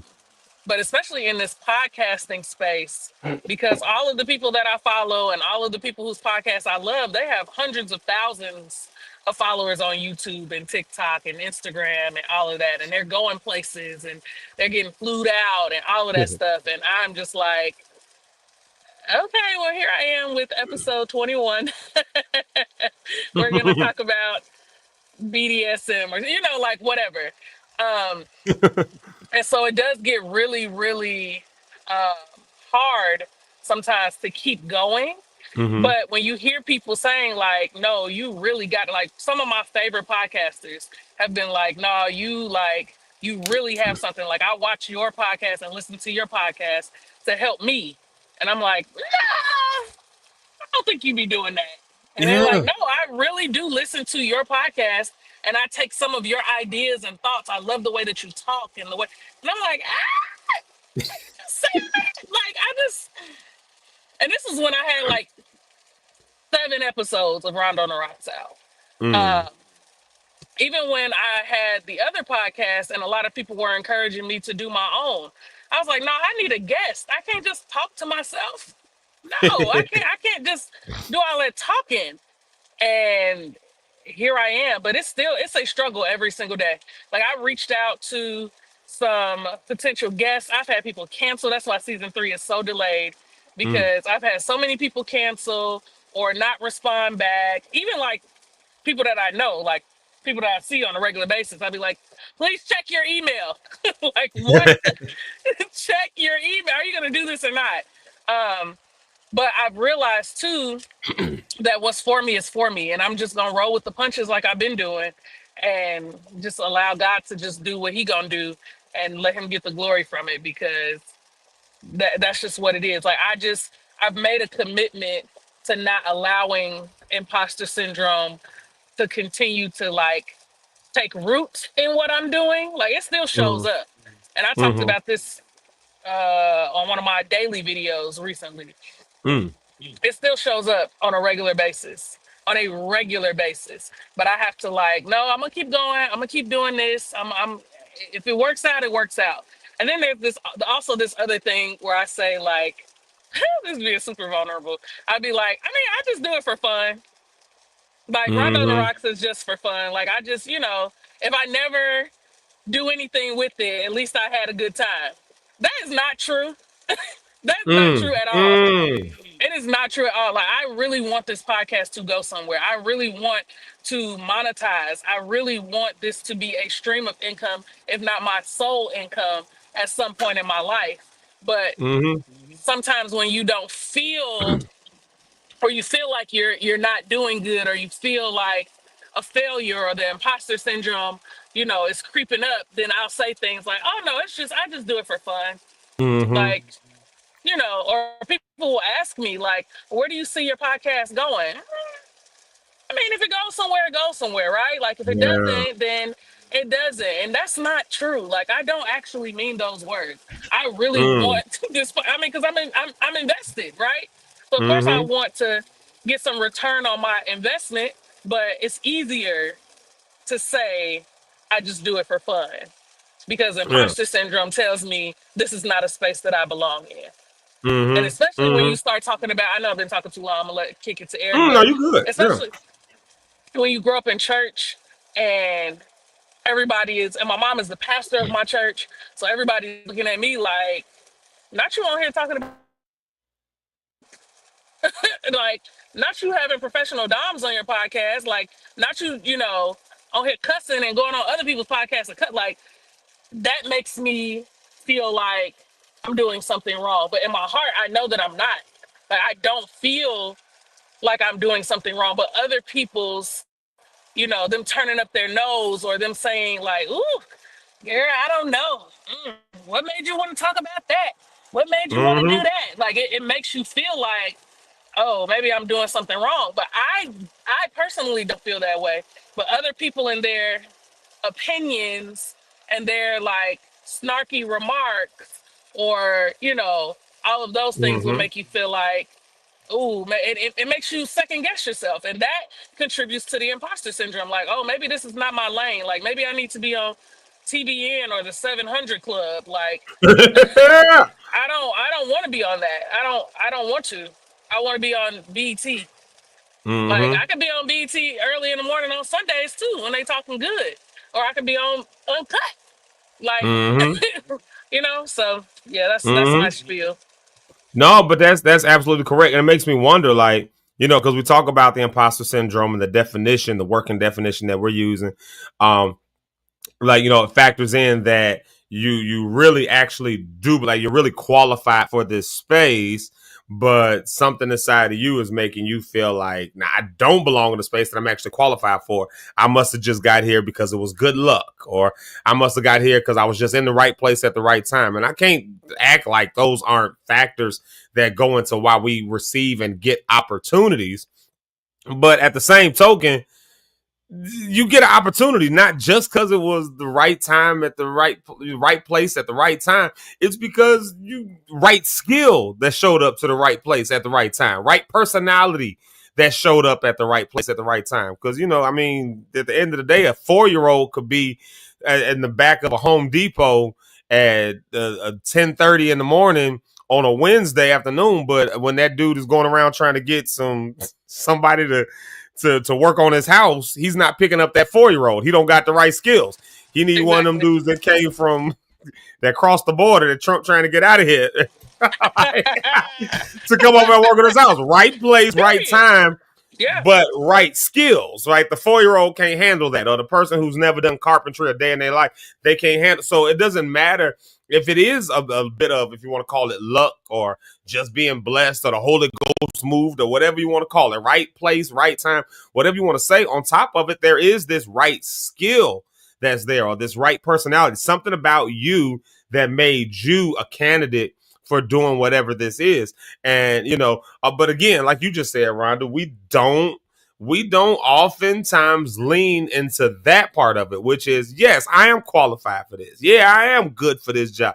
Yeah, and I think we got two things for us who are from the church world. I think we got two things going against us. One is the overall culture, because the overall culture tells you that you have just the overall American culture. Overall American culture is weird because on the one hand, it makes you arrogant and selfish. But because of that, then it masks itself by telling you that you have to like less yourself in front of people. So you have to like, you can't just post a picture on Instagram and be like, I was looking good today. I was looking fine. Like, that's why you posted that picture, because you was looking good. You was looking fine. But when you post it, you're going to put, oh, just something I threw on. Oh, this old thing. Like, you got to give a little slight dig, right? So overall culture does that.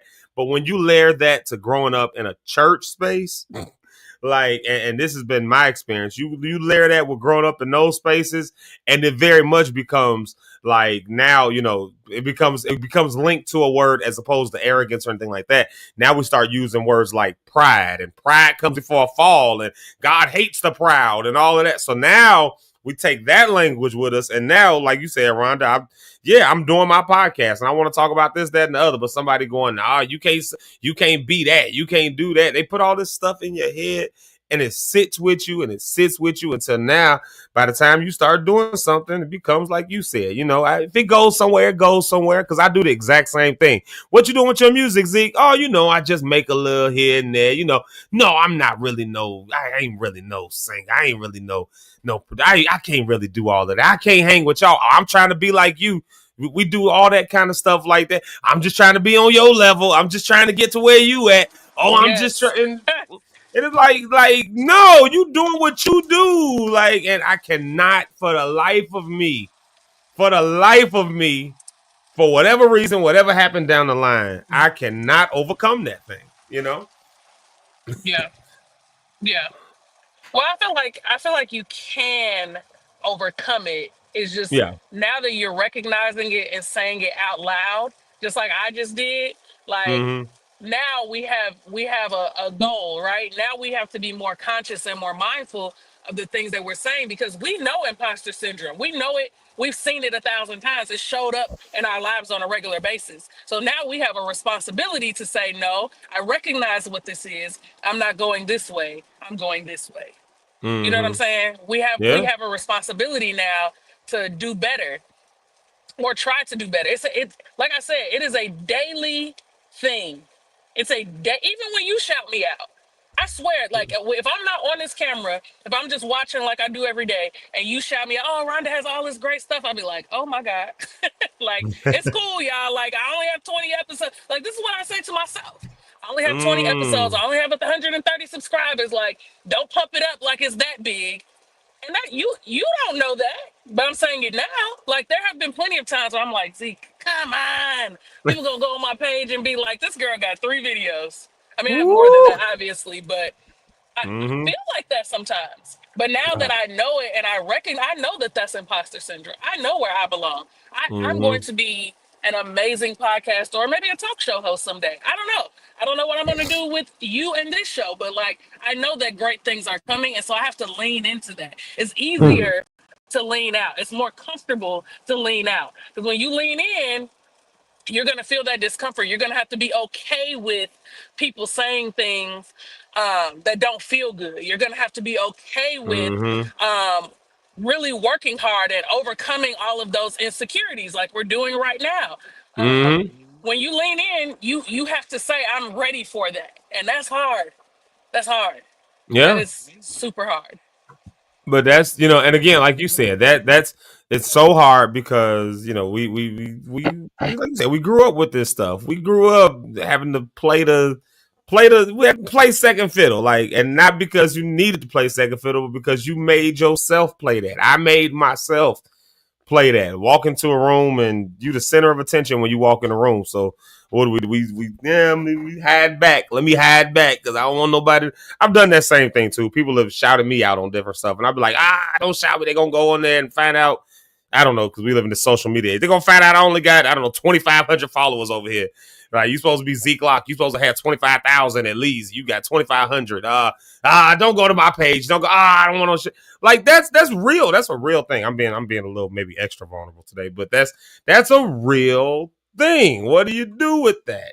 Like maybe you got to get a little arrogant. Maybe this week, maybe this week or the rest of this month or the month of June, maybe arrogance is the answer. Like, and it ain't arrogance. It's confidence. Is it really cocky if you know that it's true? That's Justin Timberlake line.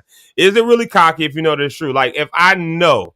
Like if I and Eric, maybe you'll chime in right here, and hopefully he won't talk about me too bad. But if I play 3 songs back to back to back, and one of those songs is mine, and my songs sound the best out of the rest of them, that's just a real thing. That's just I can't help that. If I Yeah. play Yeah. this song, then I play this song next to it. Like if I play this professional song and it's like well done, all that, I play mine next to it, and it's like, oh, this is on par with that. Like in my mind, it's like, oh, but that's what I was going for. So I achieved what I was going for, and then I play another song that's next to it, and maybe somebody I know, and it's not quite up to par.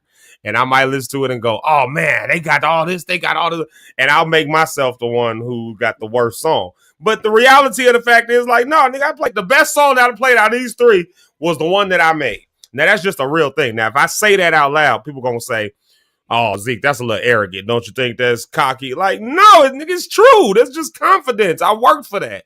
For But it's sure. hard to be honest about the achievements that you work for when you hit those actual achievements. That's funny. Yeah. Yeah. I struggle with that when people like recognize me or like recognize my brand in other places. Like my cousin texted me the other day. She was in Walmart and this random woman walked up to her and was like, "Oh my God, you know Rhonda? Like you listen to Rhonda on the Rocks? Like you know Rhonda?" And my cousin was like, "Yeah, like that's my cousin." And she texted me and she's like, "This random woman, what?" And I was just like, "Really?" Like in the store, just like randomly out in the world. Yeah. Someone walked up to my cousin like, "Oh my God, like, I listen to Rhonda on the road. Like, I know her. Like, oh my God, like, how do you know her? Like, really excited. And I'm just Yeah. like, me with my 20 episodes? Like, That's funny. really? It is. Like, it's just, it can be overwhelming. Or I had someone ask me once, like, oh, do you know so and so? And I'm like, no. They're like, yes, you do. You know her. She follows you on Instagram. And I'm like, oh, let me see a picture. So she showed me a picture. I'm like, I've never seen this woman a day before in my life. And she was like, oh, she talks about you all the time. She loves you. I'm like, who is this Wow. person? And she's like, Rhonda, it's a fan. Like, it's okay to say that you have fans. Yeah. She's like, it's not pretentious to feel like you have fans. And I'm like, fans? Like, I have I have listeners. I have, people who Wow. engage with me, but it's really That hard for me to is say, funny. like, I have fans. Yeah, that's why we have lock stars over here. Yeah. I'm saying it in agreement with you. It's hard for Yeah. me to be like, oh, people are fans of you, Zeke. No, they're part of the community. We're lock Right. stars. What is that? Right. Because there's no fans of Zeke Locke. There's no That is fans. funny. There's no fans. What? I'm Zeke Yeah. Locke. I ain't got I'm fans. listening to what you all saying, and this is just interesting to me. Yeah. Yeah. Because Yeah. I mean, I don't know, because I don't really deal with that, so it's not. I'm it's not being funny. I don't deal with that. So hearing somebody saying how they feel Mm-hmm. and how this affects you all is just interesting because I've just never been that. Yeah. I've maybe because people call me a jerk or what's the word my friend Reggie always calls me schmuck. He calls me that on a regular, but maybe because I've always been that way and confident in what and now we've all had insecurities. That's one thing, but as far as feeling like I don't belong, Mm-hmm. I just feel like every room is my room. Yeah. I can And dig I'm that. so Yeah. I don't but that's why I'm not saying too much. If somebody just texted, literally, like, hey, you're quiet. Because I can't speak on something I don't deal with. That's crazy. Teach me your ways because Number one, I I don't don't care feel nobody like that. thinks. Okay. Well, amen. Honestly, at all. All right. Family, friends. That's To the first me, step. Don't care what first step, don't anybody care. thinks. That's first step. But you really Shamelessness. can't. If you think about it, you really can't. Because I feel like this. They're not paying nothing over here. They're not affecting what I'm doing. I'm still successful in what I do. Their opinion has not changed what I do. They Yeah. have no rank or ability to hinder or halt what I do. Why do I care Yeah. at Yeah. all? And That's see, true. the other thing too, like Zeke said with his music, man. I think that's a fair fear to wonder what somebody will think about what you do. But think about it. You're a Kanye West fan. He's a Mm-hmm. musical genius, and they tear him down every single day. That's just part of being in the public eye. Nobody's gonna. What did Fred tell us? That one of his top albums when he took the record label said, "This is," and they cussed, "This is some," and threw it down on the table. And a And few we hours still later, sing those songs he's to this flat. day. He's still eating off that song to this day. With Yeah, huge you royalties. can't go to a black church and hear the offering without hearing that You will song. not. You hear blessed all the time. You're gonna hear that song at least 27 times in a year. At least 27 And they times told a him year. it We're was gonna hear the trash. song We blessed. sing it every Sunday, so And there's they that. I and hear see it that 52 times a year. they told Yeah. him his record was Record trash. label told him that was trash. It was never going nowhere. And Wow. Ty album. Tribbett is another person. And I'm going to music that I'm gonna go back to something else. Music. I remember I had Ty's first record, and we were shopping it. And this record label, it was Lifestyle, No Way on it. And the guy literally said, "Oh, this will never make it in the music industry." A couple of Grammys later, Ty's still here, and the other guy his career's done. Yeah. Always gonna Yeah. have somebody I critique think, what you do. Beyonce yeah. gets critiqued, and she's supposed to be the chick, and people are like, "Oh, she do too much."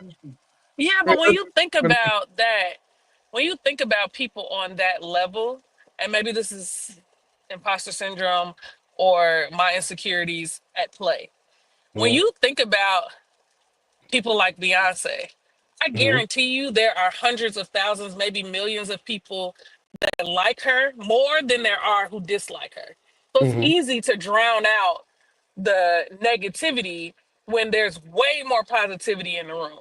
But if you Yeah. have 500 followers and 300 of those followers don't like you, it's hard to drown that out. Or I just even say 150. it's harder to drown that out Yeah. than if it was 150,000 versus 2 million. You see what I'm saying? Mm-hmm. Like, I just feel like it's easier to not pay attention to the negativity, because if I get 5 comments on a TikTok video and 2 of them are talking being rude, then that's hard to ignore, right? Like, that's hard to look over. You see what I'm saying? So I Yeah. hear what you're saying, and I agree with you, Eric. But I I can think, get that. I can get that for a person like me. I just delete the comment and keep it pushing. See, yeah, that's I don't give people that much real estate in my mind. I had a yeah, conversation, and not saying you guys do. I had a conversation by yesterday that said something about something, and I'm like, that's how you feel. That's totally fine. I'm still gonna do what I want to do anyway, but that's how you feel.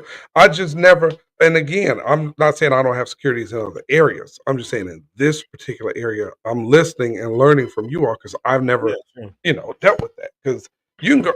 I've had posts up and people tearing me up under the comments. Like, so Mm-hmm. you, sir, you know what? Let me look at my bank account real quick. Oh, it didn't change Yeah. at all, is what you said.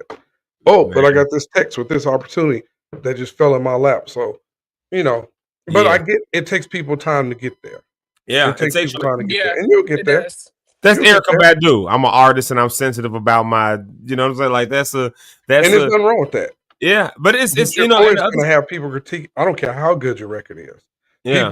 Michael Jackson had the one of the few albums that went diamond Mm-hmm. multiple times, and people say, "Oh, that album's trash." Mm-hmm. Yeah, You know, it's true. People gonna say what they gonna say. They gonna, people say what they gotta and you say. know what's crazy is I think that overall I can live with that. I think for by and large, overall, I can live with that. I think mine, and this is for me again, this is such a layered conversation. And it's different for everybody. Everything we Oh talk yeah. about this week is layered and different for everybody. So you know, Mhm. there's no one size fits all problem, which means there's no one size fits all solution. But I think for me, I can live with understanding that people are going to say negative stuff. I think I got past that. I think I Mhm. have gotten past that. What I think I can't deal with, and maybe this is why I keep going back to it for Mhm. myself, I can't deal with feeling like I'm looking arrogant and cocky to people because I'm talking about, you know, like, so because I'm talking about stories of things I've done or because I've hit some achievement or some goal. So like I won't even tell stories of stuff that I've done. Some of the things that and you notice I've experienced some great things, some stuff that people would literally pay money to have one Yeah. experience I've had. That's a normal thing. Like when Fred and them all came for the Mother's Day concert, there were people who would have dropped all of their plans. I don't mean this with no slight or no disrespect. I know what you And I mean. think Fred would understand this, but it was like, no, I'm gonna choose my family this time because over the years I've done that so many times. Meanwhile, there's people who would give their right arm to have one opportunity to meet Oh somebody yeah. like a Fred Hammond or a Dietrich Haddon, like, you know, and I'm throwing those names because they've mentored me. But like they would give their right arm to meet those people one time for a 5-minute encounter. Meanwhile, I've been on the road with them. I broke bread with them. I done been over. I done did all these things. But you know what I won't do? I won't tell the whole world all them stories, like because I feel like the moment I start telling stories like that, and these are just my stories, my experiences, but I feel like the moment I start telling them stories and I start saying that, people gonna be looking at me like, oh, you just name dropping, oh, you just doing that, oh, you trying Yeah, to that's look more Yeah. real. important than you are, oh, you got, and then they start going, oh, well, how you gonna do all that and you ain't got but this many on Instagram and you ain't doing nothing over here, you ain't got this out, how you get this opportunity? I've had people Easy. say stuff Because I like, got it and you don't. yeah. That's how I got it. Man, And I'm uh, telling and, you. and something else too with that, I get that, but I don't think it's bragging, man, to an extent because if we're saying as believers God is good and He blesses us, the Bible says for you to share and of what the good thing and the good works that He's done in your life. That's scriptural based to say, I had this happen. God opened this door for me. I was able to do this. I did this. I did this. There's nothing wrong with saying what you've done. It turns into arrogancy when you mistreat somebody of what you've done. Somebody who Yeah. comes to you and says, Zeke, man, how did you do it? You'll never get there. That's Mm-hmm. arrogancy. You don't have what I have. You're not mine. Yeah. But it's okay to sit back and say, I'm that dude. And I mean, you know, maybe that's where the arrogance that or people say I carry comes across. But I feel that way with all my being, and I don't let another person damper what I feel. Because at the end of the day, the person you ain't all that. Well, you're in my inbox too, trying to be my friend and trying to connect with me. So apparently, I'm something. Apparently, God has given me something that people recognize. I can walk into a room of thousands, and you're sitting in the back watching while they ask me to come sit in the front row. It's a difference. Just like you, Zeke. There's things you can do. There's opportunities and doors you can walk in. You can sit, and I'm not. And Kurt Franklin come to town, and you can say, "Yeah, I'm gonna come to the show." His team reach out. Oh, Zeke Locke coming. We got seats for him. Come tell him just come on through the back VIP door. Lit Rita, and I'm just using Rita as an example, not Rita Miller, Rita Gonzalez. Let Rita Gonzalez call them same people and say, "Hey, I want to come to the show." They were like, "Who is this?" Like, this is Rita Gonzalez from Rita Gonzalez. Go get this. Click, click. Hello. It's different opportunities, man. God blesses us in levels, I think. Yeah. Jesus said, "I am the way, the truth, and the light." He wasn't being arrogant. He was telling the truth. This is who I am. Saying what a thing is. Yeah. Who I am. And so Rhonda, I think, has a type of arrogance about herself. And not in a bad way. I'm going to say confidence.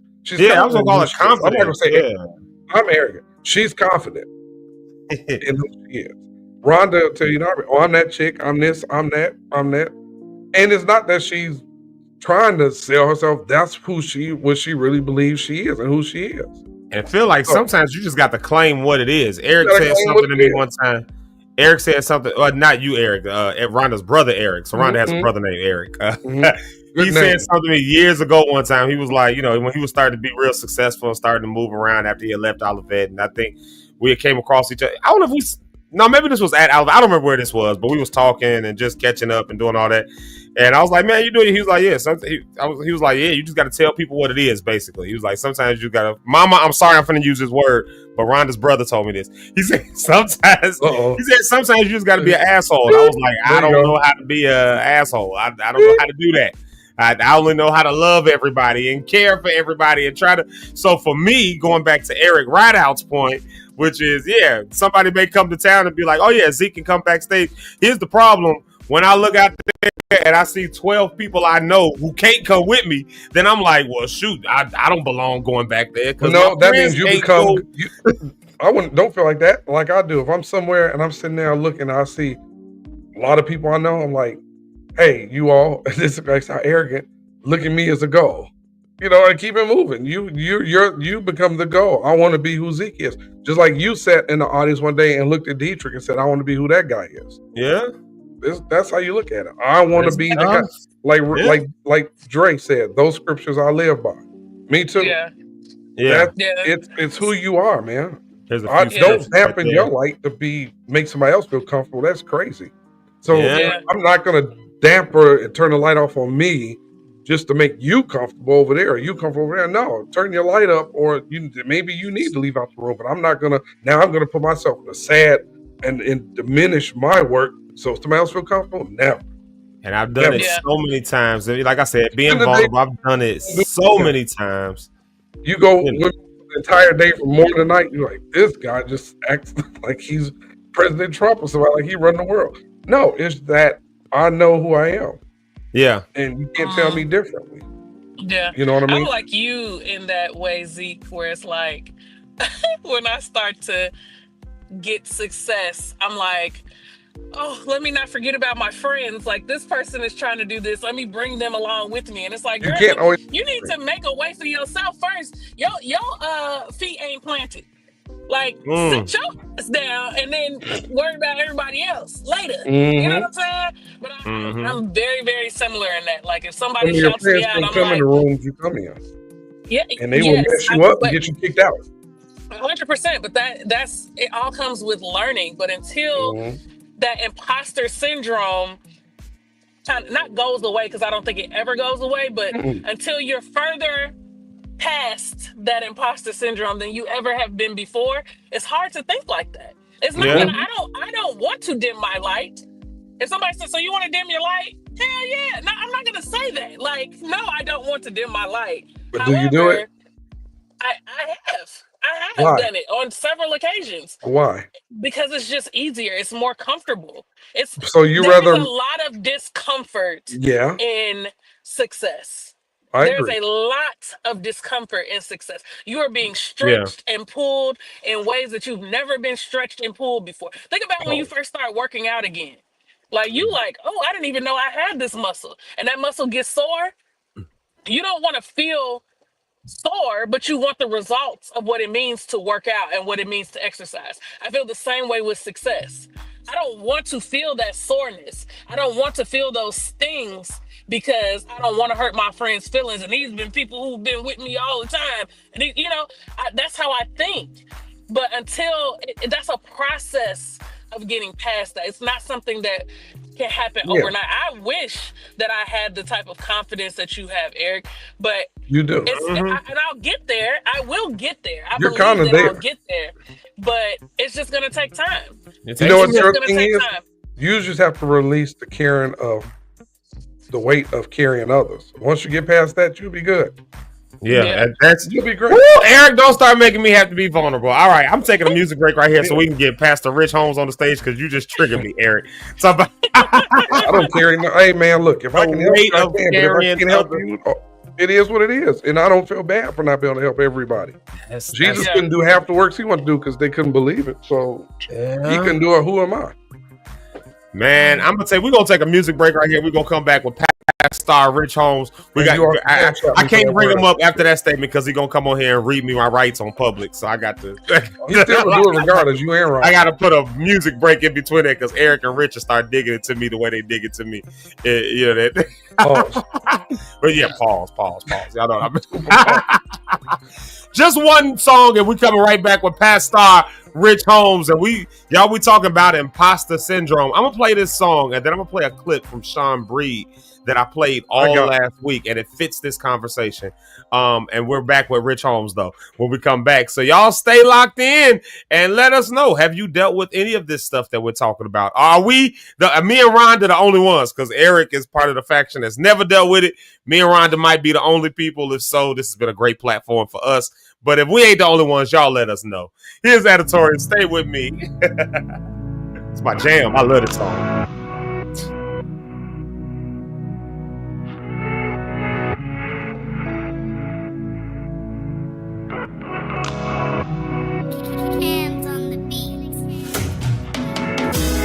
It's within my nature sometimes to not live righteously and holy. Why do I have to go astray? Forever want your eyes on me. Mwari inindo funga kuti natata papi. It's all me, I know. The evidence all around me. You are here, I know. So stay with me. Oh, Papa God, won't you stay with me? Yeah. From my nanny, stay with me. Say you'll be there. Stay with me, Papa. No, I ain't perfect. Obstacles will test my faith, inhibiting purpose. I tripped up one too many times. When I fall, Munoti, I'll rise again. Irindo funga kuti natata papi. It's all me, I know. The evidence all around me. You are near, I know. So stay with me. Oh, Papa God, won't you stay with me? Yeah. From my nanny, stay with me. Say you'll be there. Stay with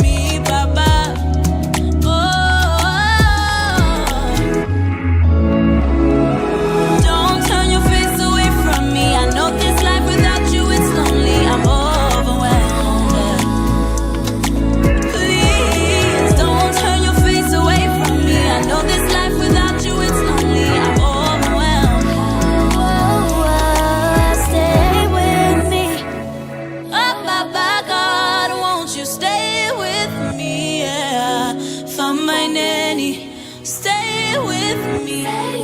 Say you'll be there. Stay with me, Baba. So stay with me. Oh, Baba God, won't you stay with me? Yeah. For my nanny, stay with me. Say you'll be there. Stay with me, Baba. Oh,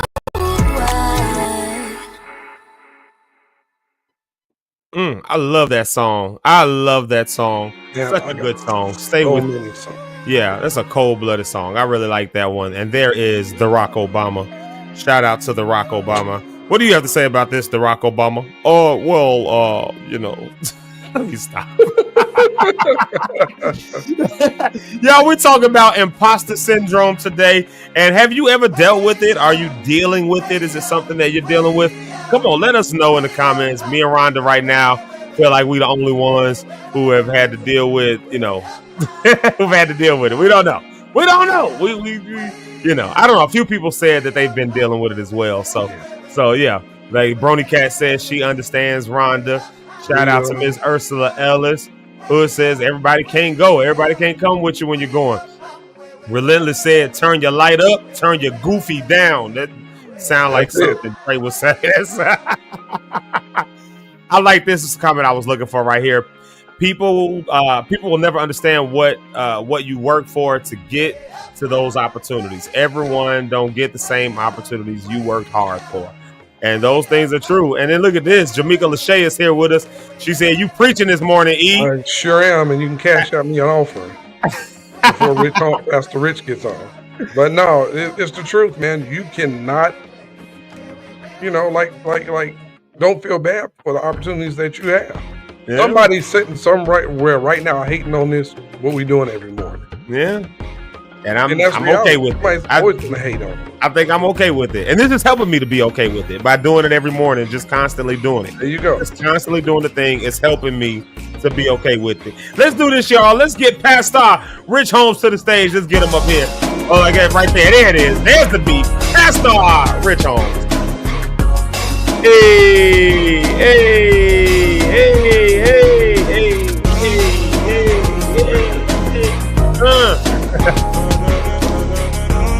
See, I don't care what y'all say. That's a dope beat.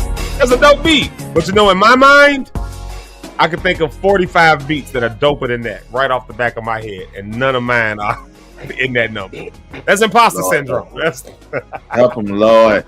Stretch your hands to the screen, phones, whatever you got. My Lord. So, Rich, do you deal with that? Do I deal with imposter syndrome? Because they both deal with it, but that's something I don't deal with. And I love hearing what they feel about it because now I know how to handle people that deal with it. What about you?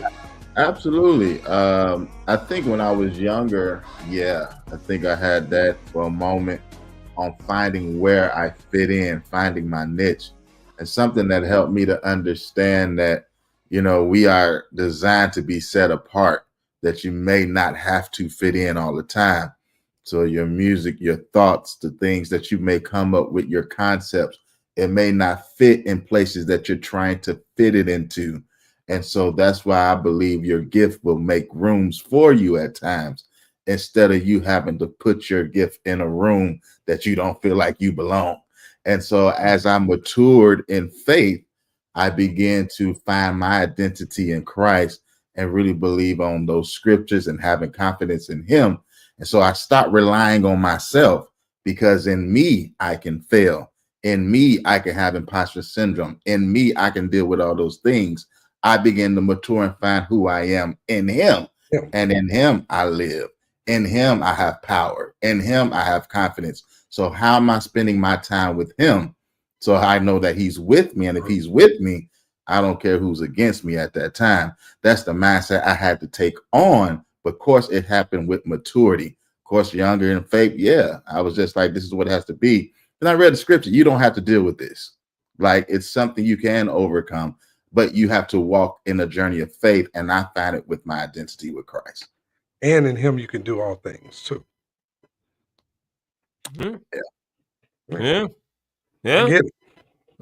Yeah. It's a learning process, and I think that's really the end goal here is really to realize that for this the whole week. I'm speaking for the whole week. The end goal is to realize that in all of these things, we deal with it.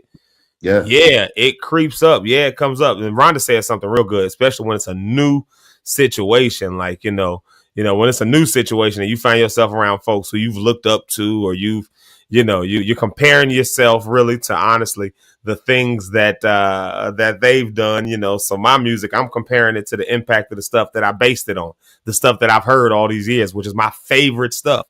And you put my song up next to Kanye West and Fred Hammond and Kirk Franklin and Lauryn Hill and Music Soul Child and John Legend, all my favorite people from back in the day. I just dated myself with all those names. But you put me up against any of those people and I'm listening to my stuff and I'm going, dang, it ain't good enough. If I listen to a Tri-City song, like, because everybody who knows me knows Tri-City is the greatest choir that ever existed. You put one of their songs on and I'm like, all right, I'm going to try to get that. And in everybody else's mind, wow, Zeke, that sounds just like them. In my mind, no, it doesn't. Tri-City is Tri-City. I'll never be that.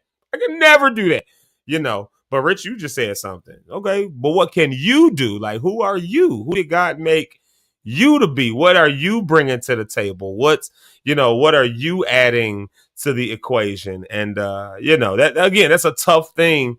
I don't think it can't be undealt with though. Like again, there's things that I can look now and say, yeah, I've come very far. Like I don't care what somebody says. Yeah, I'm not even opening that message. I don't even care because I already know what they're going to be on. I got no response for it. But there's still other times where I'm like, no, I need to apologize for this, or I need to step back. I need to humble myself a little. My mother would call it false humility. I need to humble myself a little more. I need to be, so it's a constant growing thing. It's a constant. It's a journey, man, for sure. Maturity level happens at different times in life. It's just when you recognize it, then it's time to take action and overcome and make the move to be better. We can't stay in it. We can always talk about it and dwell in it, and I'm still in it and still doing it. That's fine. I got out of that part. I couldn't continue to stay in it. I'm ready to be over it. I don't want to deal with it anymore. How do I get over it? I think cast your anxiety and cares on him. Well, let me focus on him then. I haven't tried this other stuff, and some of us has tried him and ain't found him, but we tried church, or we tried organization, or we tried friends, we tried these other things. I began to establish what does my relationship with him look like. And once that one-on-one got better, it helped out in everything else. That'd be my advice, at least on that. But for me, finding my identity in him. We can't hear you, Eric. What'd you say? I said amen and amen. Oh. So you say amen and I'm mad. No. Oh, look at her. Backing up driving. Professional driving. Oh. Look, at first, I got thrown off with her when she dropped her phone. I was going to put it on the center of the screen. Like, you all right, Rhonda? Is everything okay? You know what? I want to put this out there. If anybody wants to buy me one of those mounts that you put in your car, because currently my phone is sitting on my water bottle and leaning on the straw. Oh, so I need a, you know what I'm saying? Oh, just a mount. Oh, yeah. Well, I might have one you can have because I don't use it anymore. Oh, but it's the kind that goes like it suction cups to the window, to the windshield. And I wouldn't care what it did. I just need one for now. Gotcha.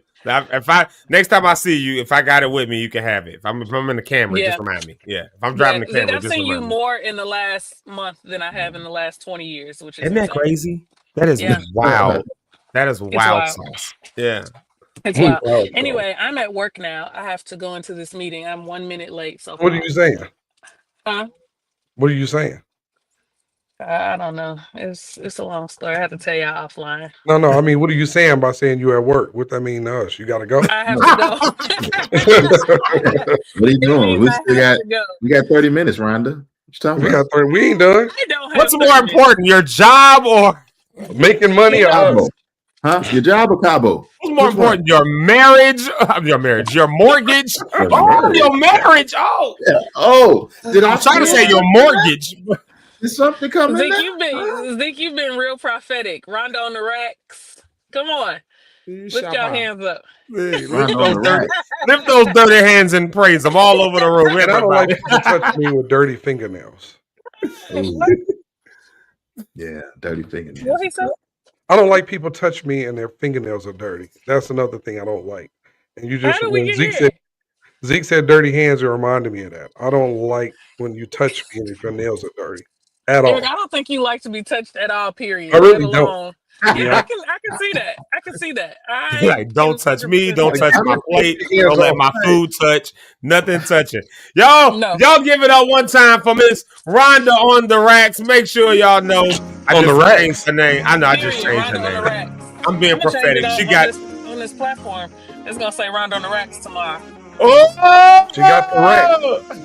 Racks on racks. She Oh, wait. The racks. Let's she go. gotta get us to Cabo. I need her to have all the racks. She gotta get All us the to racks. Cabo. Like we All the racks. I'm here for it. I'm here for it. So Rhonda, you have a good rest of your day then. Y'all say good. Just give Rhonda all the love, everybody. Everybody give Rhonda some love.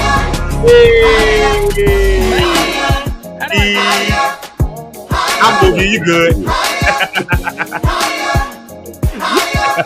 Yeah. Shout out to Rhonda. Shout out to Rhonda. She is at work. So no, she's had a lot of good stuff though. There's just a lot of good things. You know, we talk about this conversation around imposter syndrome and all that, but you know, again, I think it's one of those things that when we all take a step back, we probably all dealt with it on some level. That's what the research says, that we've all dealt with it on some level. Whether it be, you know, I'm walking in to a game of basketball, a pickup game of basketball with my friends, and my leg hurts a little bit. Like, so it's like, no, I ain't gonna be able to run like I can because y'all be doing like, no, we still chose you on the team because you got a shot. You got a good jump shot. We wasn't picking you to run anyways because you never could run. Whether your leg was hurting or not, you never could run. Like, we wasn't picking you for that. Just take the shot. No, I can't because my leg is, you know, like, I mean, you know, on some level in so many spaces. I like what Rhonda said, though, especially when it's something new, you know, especially when it's something new. Shout out to Miss Ursula Ellis as well. She's here with us on today. Yeah. There it is right there. She was saying goodbye to Rhonda, giving her all the hearts and the love. Yeah. I like this right here. Miss Brenda Rose, definitely not the only one who dealt with that negative hand. It's every occupation when your accomplishments them, and that I missed that. I missed what that's saying.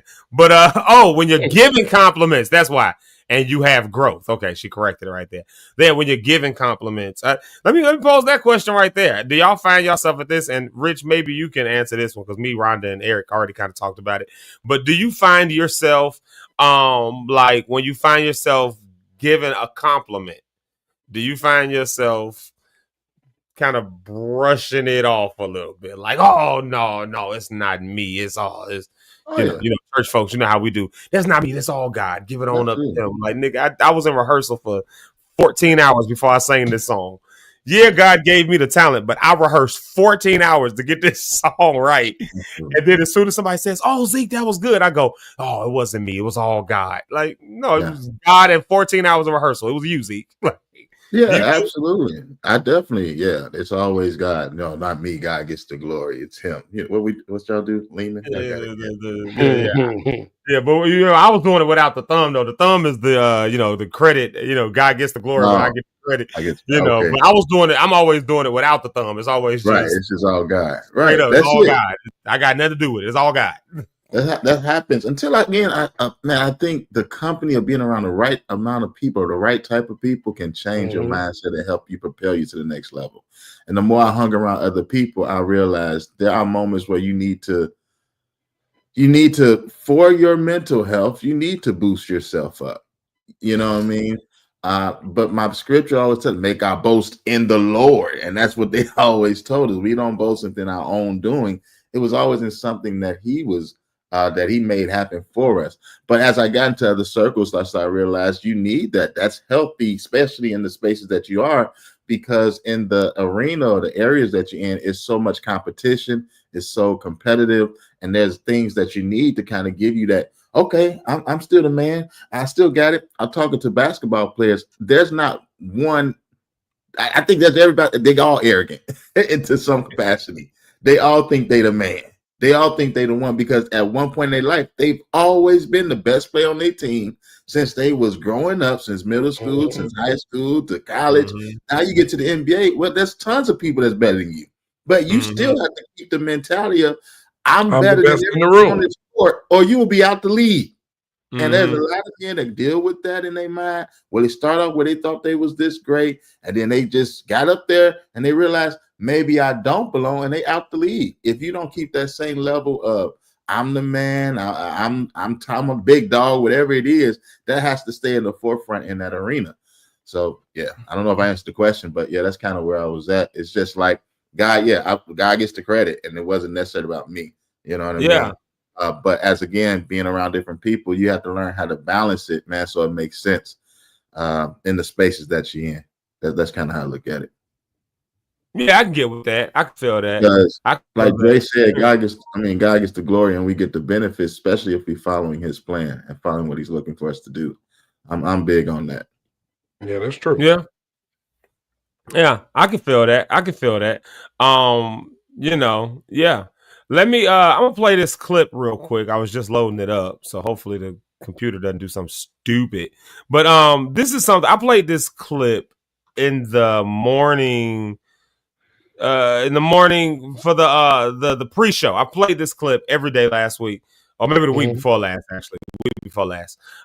It's a clip by Sean Breed, and it's about a minute long. Let me play this real quick, and y'all tell me what you think, because this goes back into something that we were talking about when you say you kind of like dumb yourself down. You don't want to talk about your stuff because you're scared of how it's going to make other people feel, how it's going to do. And he spoke to this. This comment has been speaking to me. This video he did has been speaking to me. That's why I put it in the pre-show. But let me play it real quick so people can see what we're talking about.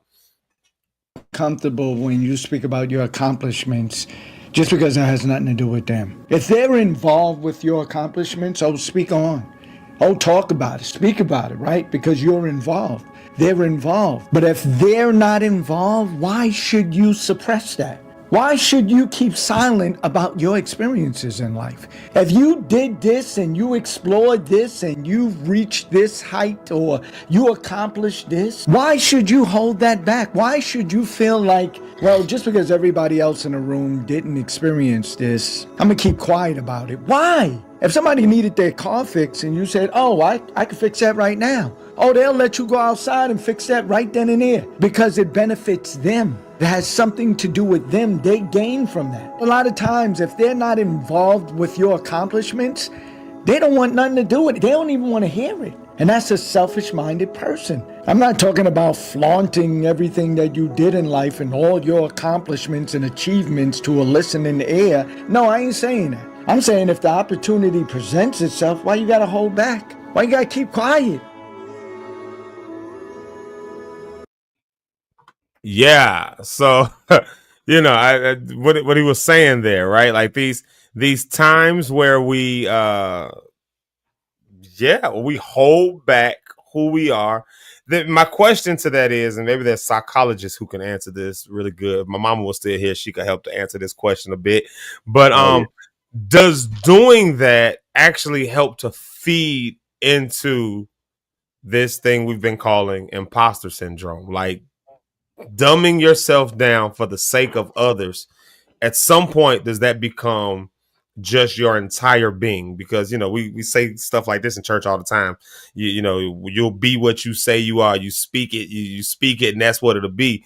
So the more you speak, it's just no, that's all God. Oh no, I'm just trying to be on your love.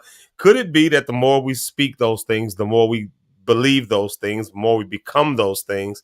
Therefore, now the more we live out those things, so that when big opportunities do actually come our way, even though we were saying those things and we were doing the work, now the big opportunity comes our way, and that's our default mode, because it's literally our default mode. It's what we've now gone back into. And I wonder that, do we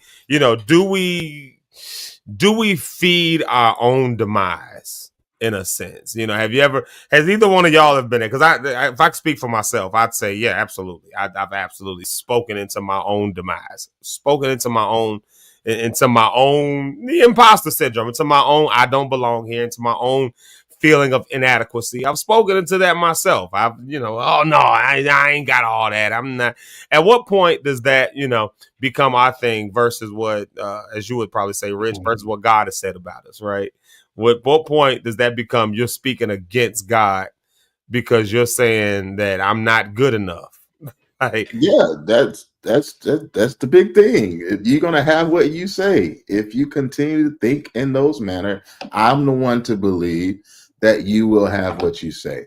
You will be the product of what you produce with the words out of your mouth, with the thoughts that you think, with the actions that you take. Those are the way I live my life, man. And so if I'm speaking positive, I'm living positive, I'm doing what I need to do to be positive. If I'm thinking negative, if I'm thinking I don't belong, maybe I don't belong. Now that's an iffy chance. Maybe I do belong, maybe I don't belong. But I don't want the iffy. I'm looking for the sure thing. And how do I find the sure thing to make it work? And I'm basing that off what my belief is. I stand on what I believe. I live out what I believe.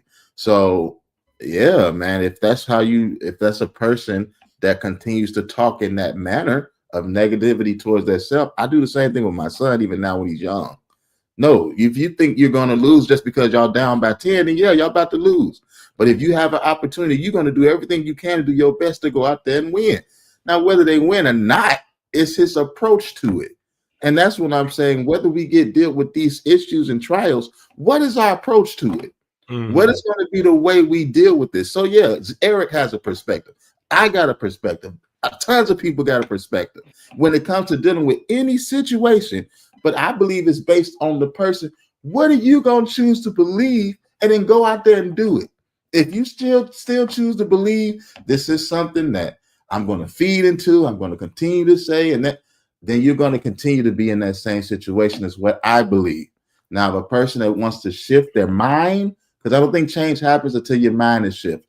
Then you got to shift your language. I don't think change happens until you change the words that you're saying. And you got to shift the people that surround you. I don't think nothing's going to change if I see you hanging around the same people that's dealing with the same thing. What are you doing to get to the next level, to position yourself to even get out of your pit? That's how I would look at it. Talk us through yours, if you will. Yeah. So we, give us the vulnerability side, like make it personal real quick. Yeah. So what's the best way to make it personal? But just the time, an example. And you can tell me shut the hell up if you need, No, you don't have to, because hopefully somebody can find a teachable moment with it. But I know I make it very simple, but it's because I learned the Bible in a very simple and understandable way. I didn't learn it from a whole theological concept. My first things of learning was a simple and understandable way. If you do these principles and follow these steps, if you change your mind, you can change your life. If you change the way you think and approach different things, you can change the outcome of what you're looking for.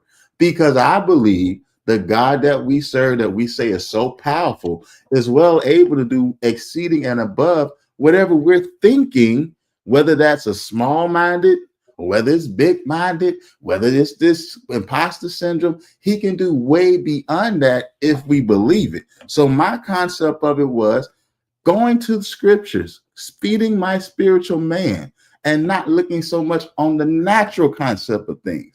That's a different mindset to have, again, from shifting from I'm trying to strive to get something. And I think all of this way of thinking is with a concept of trying to get something, trying to get somewhere, versus you already becoming and being that. And I think once that kind of shifted for me, that changed a lot of things as well. That's true. I got a whole ton of things that I did. But my biggest thing, as even Dre talked about, was work on my confidence. And how do I work on my confidence? Well, I have a scripture that helps me with that. And this is the confidence that I have in him. You know what I mean? If, that I can't remember what it is. Whatever we pray, we believe it, we see it, we know that he's giving it to us, and we have the petition that we ask of him. So I believe that. That's where my confidence comes from. The scripture, the word from God, not just Bible, but also what is he speaking to me? What is he saying to me? What do I believe he's leading me to get into? Because if I believe he's leading me and I get into these rooms, I'm supposed to be here because I've been led by him. That's how I would look at it. I dig it. Go ahead, I Eric. get I'm it. sorry. Go ahead. E. Oh no. I agree with Rich because the thing is, like you said, as believers, we say one thing: God is all powerful, but He can't do this, or He's all powerful, but in this area He can't. No, I mean, if He's who if He's who you believe He is who you believe He is in every situation. And I agree with that because that's how I do, man. What I feel personally, my personal thoughts, my personal feelings, do they matter? Yes. But at the end of the day, we as believers, the ultimate decision, the ultimate goal, and the ultimate factor or thing we base our life on is the word. And what God says and what we're told by Him, we are who we are, and what we can do. That's how I get that with Rich, because I'm the same way. I'm like, God says I can do this. That's that. Yeah. I don't have the option. I don't have the mindset. But what if? On my human mind, the Bible says His thoughts are way different than our thoughts anyway. We can't comprehend the way He thinks, but we ask for His mind to be in us, which is like the Bible always says. You pray, Lord, give me the mind of Christ. This mind being you, that's also in it. I do that. That's how I operate. So I get where Rich is coming from. I'm just a believer of that God said I can do this. Okay, let me make plans on to do it. So I said, how you gonna do it? No matter how I'm gonna do it. He said I can do it. I'm just gonna do it. Now, of course, you do the research, you do the work. We're not saying God said go do it and you just sit, cross your arms and sit on the patio with some tea and just, sip coffee and look off in the distance. But you have to do the work. But I'm like Rich. I believe God is who He says He is and what He can do, period. My personal mind can't comprehend some things, and I get that as humans we cannot comprehend some things, but that's why we trust in Him to do what we can't see and what we don't understand, and that's just how I do. Not And so knocking nobody really else, it's just me. I talk to people like they talk to like I can talk about a spiritual concept or something that I can say or believe in, and they're so quick to try to diagnose it and to make it something natural. Oh, that's called this in this world. Oh, that's called this in this space. And it's like, oh, okay, cool. If that's how you want to label it, cool. Whatever works for you, if it works. So I just find that interesting as well. Everything gets to want to be a label, want to be some type of a test or drug for it. And I'm like, oh, I thought this was just a biblical concept. No, it's a way of thinking. Your mind is altered, is shifted to this too many chromosomes is aligned with this way. Okay, cool. Then that's how you want to believe it. That's fine. That's what you believe. And I just go with it for those. But for myself, man, I stand on my own beliefs, bro. Like, I stand on my own beliefs with God. Like, that's real. And I think if a person can get that foundation of understanding who they are, again, with Christ, and what are their foundations going to be? What is their belief? What am I really going to believe? Am I really going to believe God, the Bible, or not? Mm-hmm. That's what it comes down to for believers, I believe, in so many words.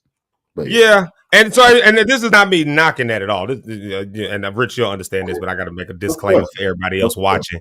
I got to make disclaimers for everybody else watching. This is not me knocking that at all. But now I'm getting more into, because we are talking, when we're talking imposter syndrome, yes, it is. What do you believe about what it says? But we're talking specific. I think I'm talking more specifics on, because while you can believe it in one area, you can disbelieve it in another area. You get what I'm saying? Like you can struggle in another area. You can overcome something in one place. Like if I walk into a church, I'm fine. Like I don't need I don't need no introductions. I walk into it. I own that space. I got it because I've done it all my life. It's what I know. So I walk I don't care if it's a white church, black church, Pentecostal church, Baptist church. It's just what I know. It's just who I am. But then when you get into these new things that you begin to take on, right, there is this level of work that has to go into it. And so you obviously are going to have some, for lack of a better word, some idols or some mentors or some people that you look up to, maybe something you're basing it off, like for you, maybe your favorite preacher or something like that, or your favorite, your favorite artist, your favorite singer, your favorite church service, your favorite, and you then start drawing these comparisons because it's like I'm achieving to get to something that I see in that. You know what I mean? It's not necessarily that I'm trying to mimic them, but I'm trying to achieve, like, I see the level of success. I see what they've done. I'm trying to get it. And so in your mind, you build this thing up trying to get to that. And it's just not getting to what you see. And so now the feeling of all that work being in vain, I must not belong. I must not have it, you know what I'm saying? Like, so, and that's what I'm getting at. Like, what is the, what is for the screen? This mug. Sorry about that. Good. I'm like, I'm gonna put you in the center now. There you go. Like, but you know what I mean? Like this work level that you throw in. Like, so the overcoming and the work level. Like, how do you get past the work level? It's one thing to believe, it's another thing to actually get up and work. You can believe something all day, but a belief with no work behind it is just a dream. How do you get past in the work level? Because again, it's people who believe that God told me do this, do that, the other, this, that, and the other, all that. I believe it's gonna be, I got it. But then the work drives them away. Like the work is tough. The work is hard. You can't get the people around you. You can't get enough folks to follow you. You can't get enough of the right. And then it becomes the practical things that actually, those little foxes that spoil the vine, right? Those practical things that begin to tear you down. So at that point, it's not even about the belief system. It's about what's actually practically happening in the world.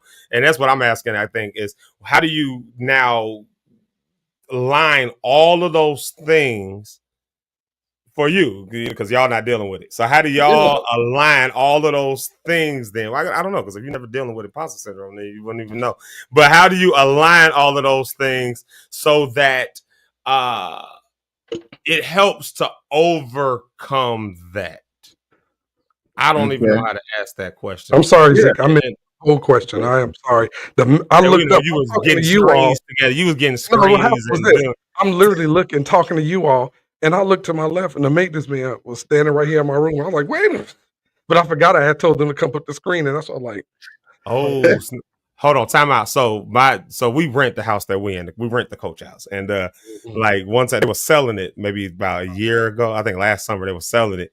And I did not know that they was coming over. Didn't know. And I was in here like producing a track. I was actually working on some music, so the song is going, it's doing all that. And then I look over at a dude, two dudes are standing there. I jumped up and charged at him, like, and he was like, "Whoa, whoa, whoa." Hey, I was so. And I went off. I'm like, "Who the fuck are you? Who are you?" Like, what? Straight up forgot didn't know they were supposed to be coming over. Well, straight up forgot. Let's put it that way. I knew they was coming, but I forgot they was coming, so I didn't know they was there. Funny. He said they knocked on the door, rang the doorbell, and of course I was in here. I had the headphones on, like I was listening through the headphones, like so I didn't hear nothing. I'm thinking, I turned around, I threw them headphones. What the fuck you doing here? He was like, oh. Well, see, what made it awkward for me, as you all know, we're doing a podcast. So from the waist up, I'm great. I'm sitting here, I'm like, yo, bro, I'm sitting here. Let me jump up, put on some jogging pants, fella. What you got going on? Oh, Lord have mercy. Go ahead, that's why I holler. He said, "Oh, I hear to fix your screen." I'm like, and see, that's being relaxed. And I'm because the thing is, most people look over, see some man standing in the thing, they would have jumped up like Zeke did. I was looking like, jumped up, charged at him, and cussing him out the whole time I'm doing it. Like, even go ahead. So what was your question? That's what you doing here? Who are you? Who sent you? He's basically asking like how to move with the belief situation. Basically, yeah. That's basically what we're doing. Okay, I'm sorry, I missed it. Yeah, the people heard it. They had your back, E. They had your back. My bad. Yeah, go ahead. My bad. Yeah. Eric missed the whole question, but that's all right. Yeah, it was just how do you align? If I sum it up real short, how do you align what you believe, right? Because we've talked a little bit all over the place today's episode, and this has been great about what you believe about yourself, and that's where the imposter syndrome really starts. Like what you believe. Sometimes it comes from things people have put on you. You've discovered all of those things. But then what happens when you now have conquered that belief and now you actually have to put the work in, and then the work starts to show you, I'm not cut out for this. So yeah, maybe I'm not good enough. And it's the work itself that starts to show you that, what do you do? What are you doing there? I'm a big person though. If you believe in the action comes with the belief. So if you're doing the work and you're just not measuring up, like maybe this ain't where you're supposed to be at. Maybe you need to go back to God and see, is this where I'm supposed to be at? Is this what I'm supposed to do? I've done that, man. I believed I was going to be an NBA player, Zeke. I believed it. I believed with every being I had when I was 13. All right. But as I went through journey of life, I knew I wasn't going to be able to do all the work that it takes to be an NBA player. When I talk to kids now that want to be NBA players, I get a chance to work with a few of them. When I talk to the kids now and they say they want to be an NBA player, I say, how many times do you work out? I work out once a day. You ain't ready to be an NBA player. I'm going to tell you that right now. And they may think that's the max that they're supposed to do. That ain't it. So I now have to find out, what does it take to be on this level? I need to do research as preparation and time for growth. If I'm really believing this is what I'm called to do, I need to get knowledge on the place that I'm going. Because in all my getting, I got to get an understanding of why am I here? Am I supposed to be here? And while I'm processing and doing all those things, I'm taking action. If I'm just sitting back waiting on God because I believe something, you're not waiting and believing on God. I can tell you that, because belief, it brings about action. It makes it come out. If you're just sitting here all day, that's not real belief. Because again, the example I give, a man that's hungry and you give him a steak, you sit it right there, but he don't eat it for 30 days, he probably gonna die. 45 days, 60 days, and he just sits there saying, I believe if I eat this steak, I'm not gonna die. If I eat this steak, I'm not gonna die. But if he never takes action to eat it, he gonna die. So belief, I believe, conquers you to go ahead and take action. Yeah, all I heard in there was some timing too, because if he does pick that steak up 45 days later and eat it, nigga, you gonna die. If I said a steak there, you wait 30 days to eat it, nigga, you gonna die. you should have took your chances by not eating. You can die of starvation. That's my point. If you got the food, that's the only thing to eat. Yeah, no, I'm just making a joke. I feel you die of starvation, like God dog. Man. Yeah. Nah, I love it. Eric, what is it, man? What do we do? We take action when we believe in what we're talking about. We're trying to get past this imposter syndrome, Eric. Help us. And you know what? It's tough for some. I just feel, man, like, again, I agree with what you said, Rich, about at the end of the day, it's got to, if your foundation and your trust is in God and your belief system, and you get your information and your strength and your help, that's where you have to go. I think you have to go to God for everything. See, what we're saying is all scriptural based. Like you said earlier, what you say is what you get. Life and death. That's scripture. And we all know people that we've seen give the most negative stuff, and their life is that. That's just me, man. I just walk in a peaceful place all the time. That's why most time people see me and say, "Oh, he always laughing," and that because I walk in a certain lane, man. I don't let stuff. If I let everything get to me that should, I would be dead. Man, all the medical sicknesses and almost not be able to walk and man, look. So I'm just at a place of, all right, God, what you saying about this? Oh, you say this, that, and other. I can do all things. This okay, and I just trust it. And I have a childlike faith when it comes to God, man. That and I think that's what we're supposed to have. I just believe He's who He say He is, and He can do what He said He can do, and He'll help me in every area of weakness. And if I'm in a room that I don't belong in, or say I'm in a room and in a situation, like you said, I'm like, I really can't do this. Then I feel like, Rich, you say, go back to the Father, say, okay, hey, I thought that was what you told me to do. Yeah. I probably didn't hear you right, or if I heard you right, maybe I'm out of season. Something's out of season. It's not time for you to walk into that. Yeah. Think about this, Zeke, before you sign. Yeah, before. No. I was just saying, like, before Zeke signed his deal. What if they would have came to him the first month he was out? He wouldn't have been ready. But when the season was for it, that's why the Bible says things come in season. And we jump out of season a lot of times because we rush God. But I always say the same thing He blessed you with. If you get it too early, He gonna have to curse you. It's the same thing will curse you.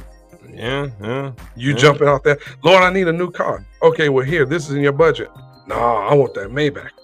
Okay, and you get it, and you can't afford the notes on it. He blessed you with the car, but now you got something you can't do. Now the same thing He blessed you with, now your credit messed up. You struggling. They come get your car. Now you outside walking. It's all about timing, man, and being in the place. You got to be in the right place, right heart posture and mindset to receive. But that's it for me, everybody.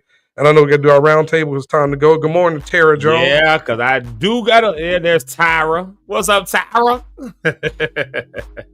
Shout out to her. Yeah, let's go ahead and do our round table, y'all. I'm getting text messages from work. I got to. Bitch, like, man, if you don't get off that thing and get in the car, you don't. He knows. It's just I got other clients and stuff. I got to. You still got a job. Still got to make the money. You got to do. So round table. Here we go. You want me to start Eric, you go ahead and start it off since you in there. Eric, go ahead. Yeah. All right. So thank you all for tuning in again. Like we always say, real quick, share, like, go back and watch, comment, put hearts on it. Share with somebody who you know is dealing with imposter syndrome. Again, we hope you heard something today that helped you. For me, my faith is in God. My trust is in God. Find what works for you. I would suggest God all the time. Find what works for you. Find a way to overcome it. Get around people that are stronger. Get around people that can strengthen the area of weakness that you have. So with that being said, I want to say to everyone, it's going to be okay.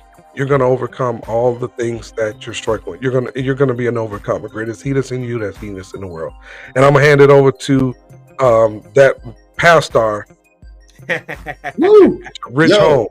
Like, man, Jesus said, I come that you might have life and that you have that life more abundantly. I made the shift to say, hey, I don't just want life regularly, but I want the abundant life that Jesus talks about. And so with that, I've learned over the years, like I always say, life is choice driven. You will live and die by the choices you choose to make. I got a hint for you. Choose life. I pray something was impactful today. God, thank you for these great people, believers, like-minded people, saints and ain'ts, this great community, this safe space, Lord. Thank you for every vulnerable person, every comment that was said, Lord God. We hope something was being able to be learned. Some knowledge was able to be received. A seed was planted, Lord God, that you and Holy Spirit will get the harvest, Father God. We thank you for it, that His protection is coming our way. We thank you, Lord God, that even increase will come our way. We thank you that even when trials show up, you always plan a way of escape. We give you glory for today, and we give you praise. In Jesus' name we pray. Amen. Amen. All right, y'all. This has been another good one. Thank y'all for locking in with us today. I'm trying to find I had to move my screen around the wrong way. Lord Jesus. There it is. Oh, okay. Okay. Apparently I did okay. All right. Okay, like I said, I had to move stuff around. All right, y'all. Listen, y'all, we're doing this week. Like I said, we're doing this whole week unpacking insecurities. These things that have kept us insecure, kept us down. These are real things. These are things that people struggle with. These are things that people deal with. It's life. It's part of life. It happens. It is what it is. The real problem is that we don't talk about it. That's the real problem. We don't talk about it and we try to just bypass it. That's the real problem. And that's why we talk about the stuff over here. Because when other folks don't want to talk about it, I'm gonna talk about it. I don't give a care. I'm gonna talk about it and I'm gonna be vulnerable. I'm gonna say, y'all, yeah, I deal with that. Yes, I am human just like you. I deal with it. That's why I've been.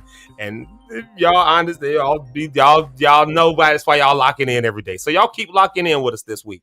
Y'all keep locking in with us as we go through these unpacking insecurities. We got 2 more real good topics this week on Thursday and Friday. We've got 2 real good topics coming up, so make sure y'all tell people about it. We're talking about divorce and rejection, and that's tomorrow. We're talking about divorce and rejection in love relationships, and that's not even only just love. That might be friendships. That might be what happens when you've been rejected. How do you deal with that? Yeah, so that's going to be a crazy topic because I know a bunch of the lock stars. Yeah, is Keith going to be on here for that? Sharing on how it is to be rejected. Who? Keith. I was just wondering, was he going to be part of this? Got you, yeah. Speaking of rejection. Eric, we gotta get Keys and Eric just an episode by themselves. Just They need one. I gotta hash this out. It would be so we had because I would just sit and look at him, and he probably just sit and look at me. We wouldn't say nothing for 2-3 hours, just looking at each other. That conversation. I definitely want to hear the difference with men and women, how they deal with the rejection. Oh yeah, Yeah. we need to Rhonda people with us coming tomorrow? on that. No, we just talking. We just shooting the shot. So I'm gonna do that episode again, and I won't talk about this too much, but I'm gonna have somebody on when we do it again. I'm gonna talk about her like what she went through. She's a licensed counselor, a preacher, the whole nine, and still had to go through this divorce and had to put on face and had to do, the whole thing, like all the pieces that come with it. We just talking from our perspectives. It's a vulnerable week. And then the last topic for the week. Hold on. What's it called? Let me make sure I'm pulling up the right. First off, let me get the right screen on. Yeah. The last topic that we're bringing up. I know it has to do with church world. There it is right there. Sanctified but scarred. I knew it was in there. Sanctified but scarred, religious trauma and spiritual insecurity. And yeah, that's going to be a topic that's spiritual. Yeah, that's going to be a good one. That's something. Spiritual insecurity? Yeah. That's a real thing. It's a real thing. Wow. And the data proves it. I said, and the data proves it. Yeah. It's a real thing. That is. Yeah. And that's why I'm not afraid to talk about it, because the data is telling us that's what folks are dealing with. And I don't even know if I would call it, we'll talk about that on Friday when we get here. I'm not going to start talking about the topic. Like we're better go another half hour talking about what we're going to talk about Friday. Like, y'all going to go. You said what? You said you got to go as it is. It's half the team. Right. I got to do things. I got to go make money. All right, y'all. See you. I see y'all. Y'all be easy. Peace to everyone. Peace out.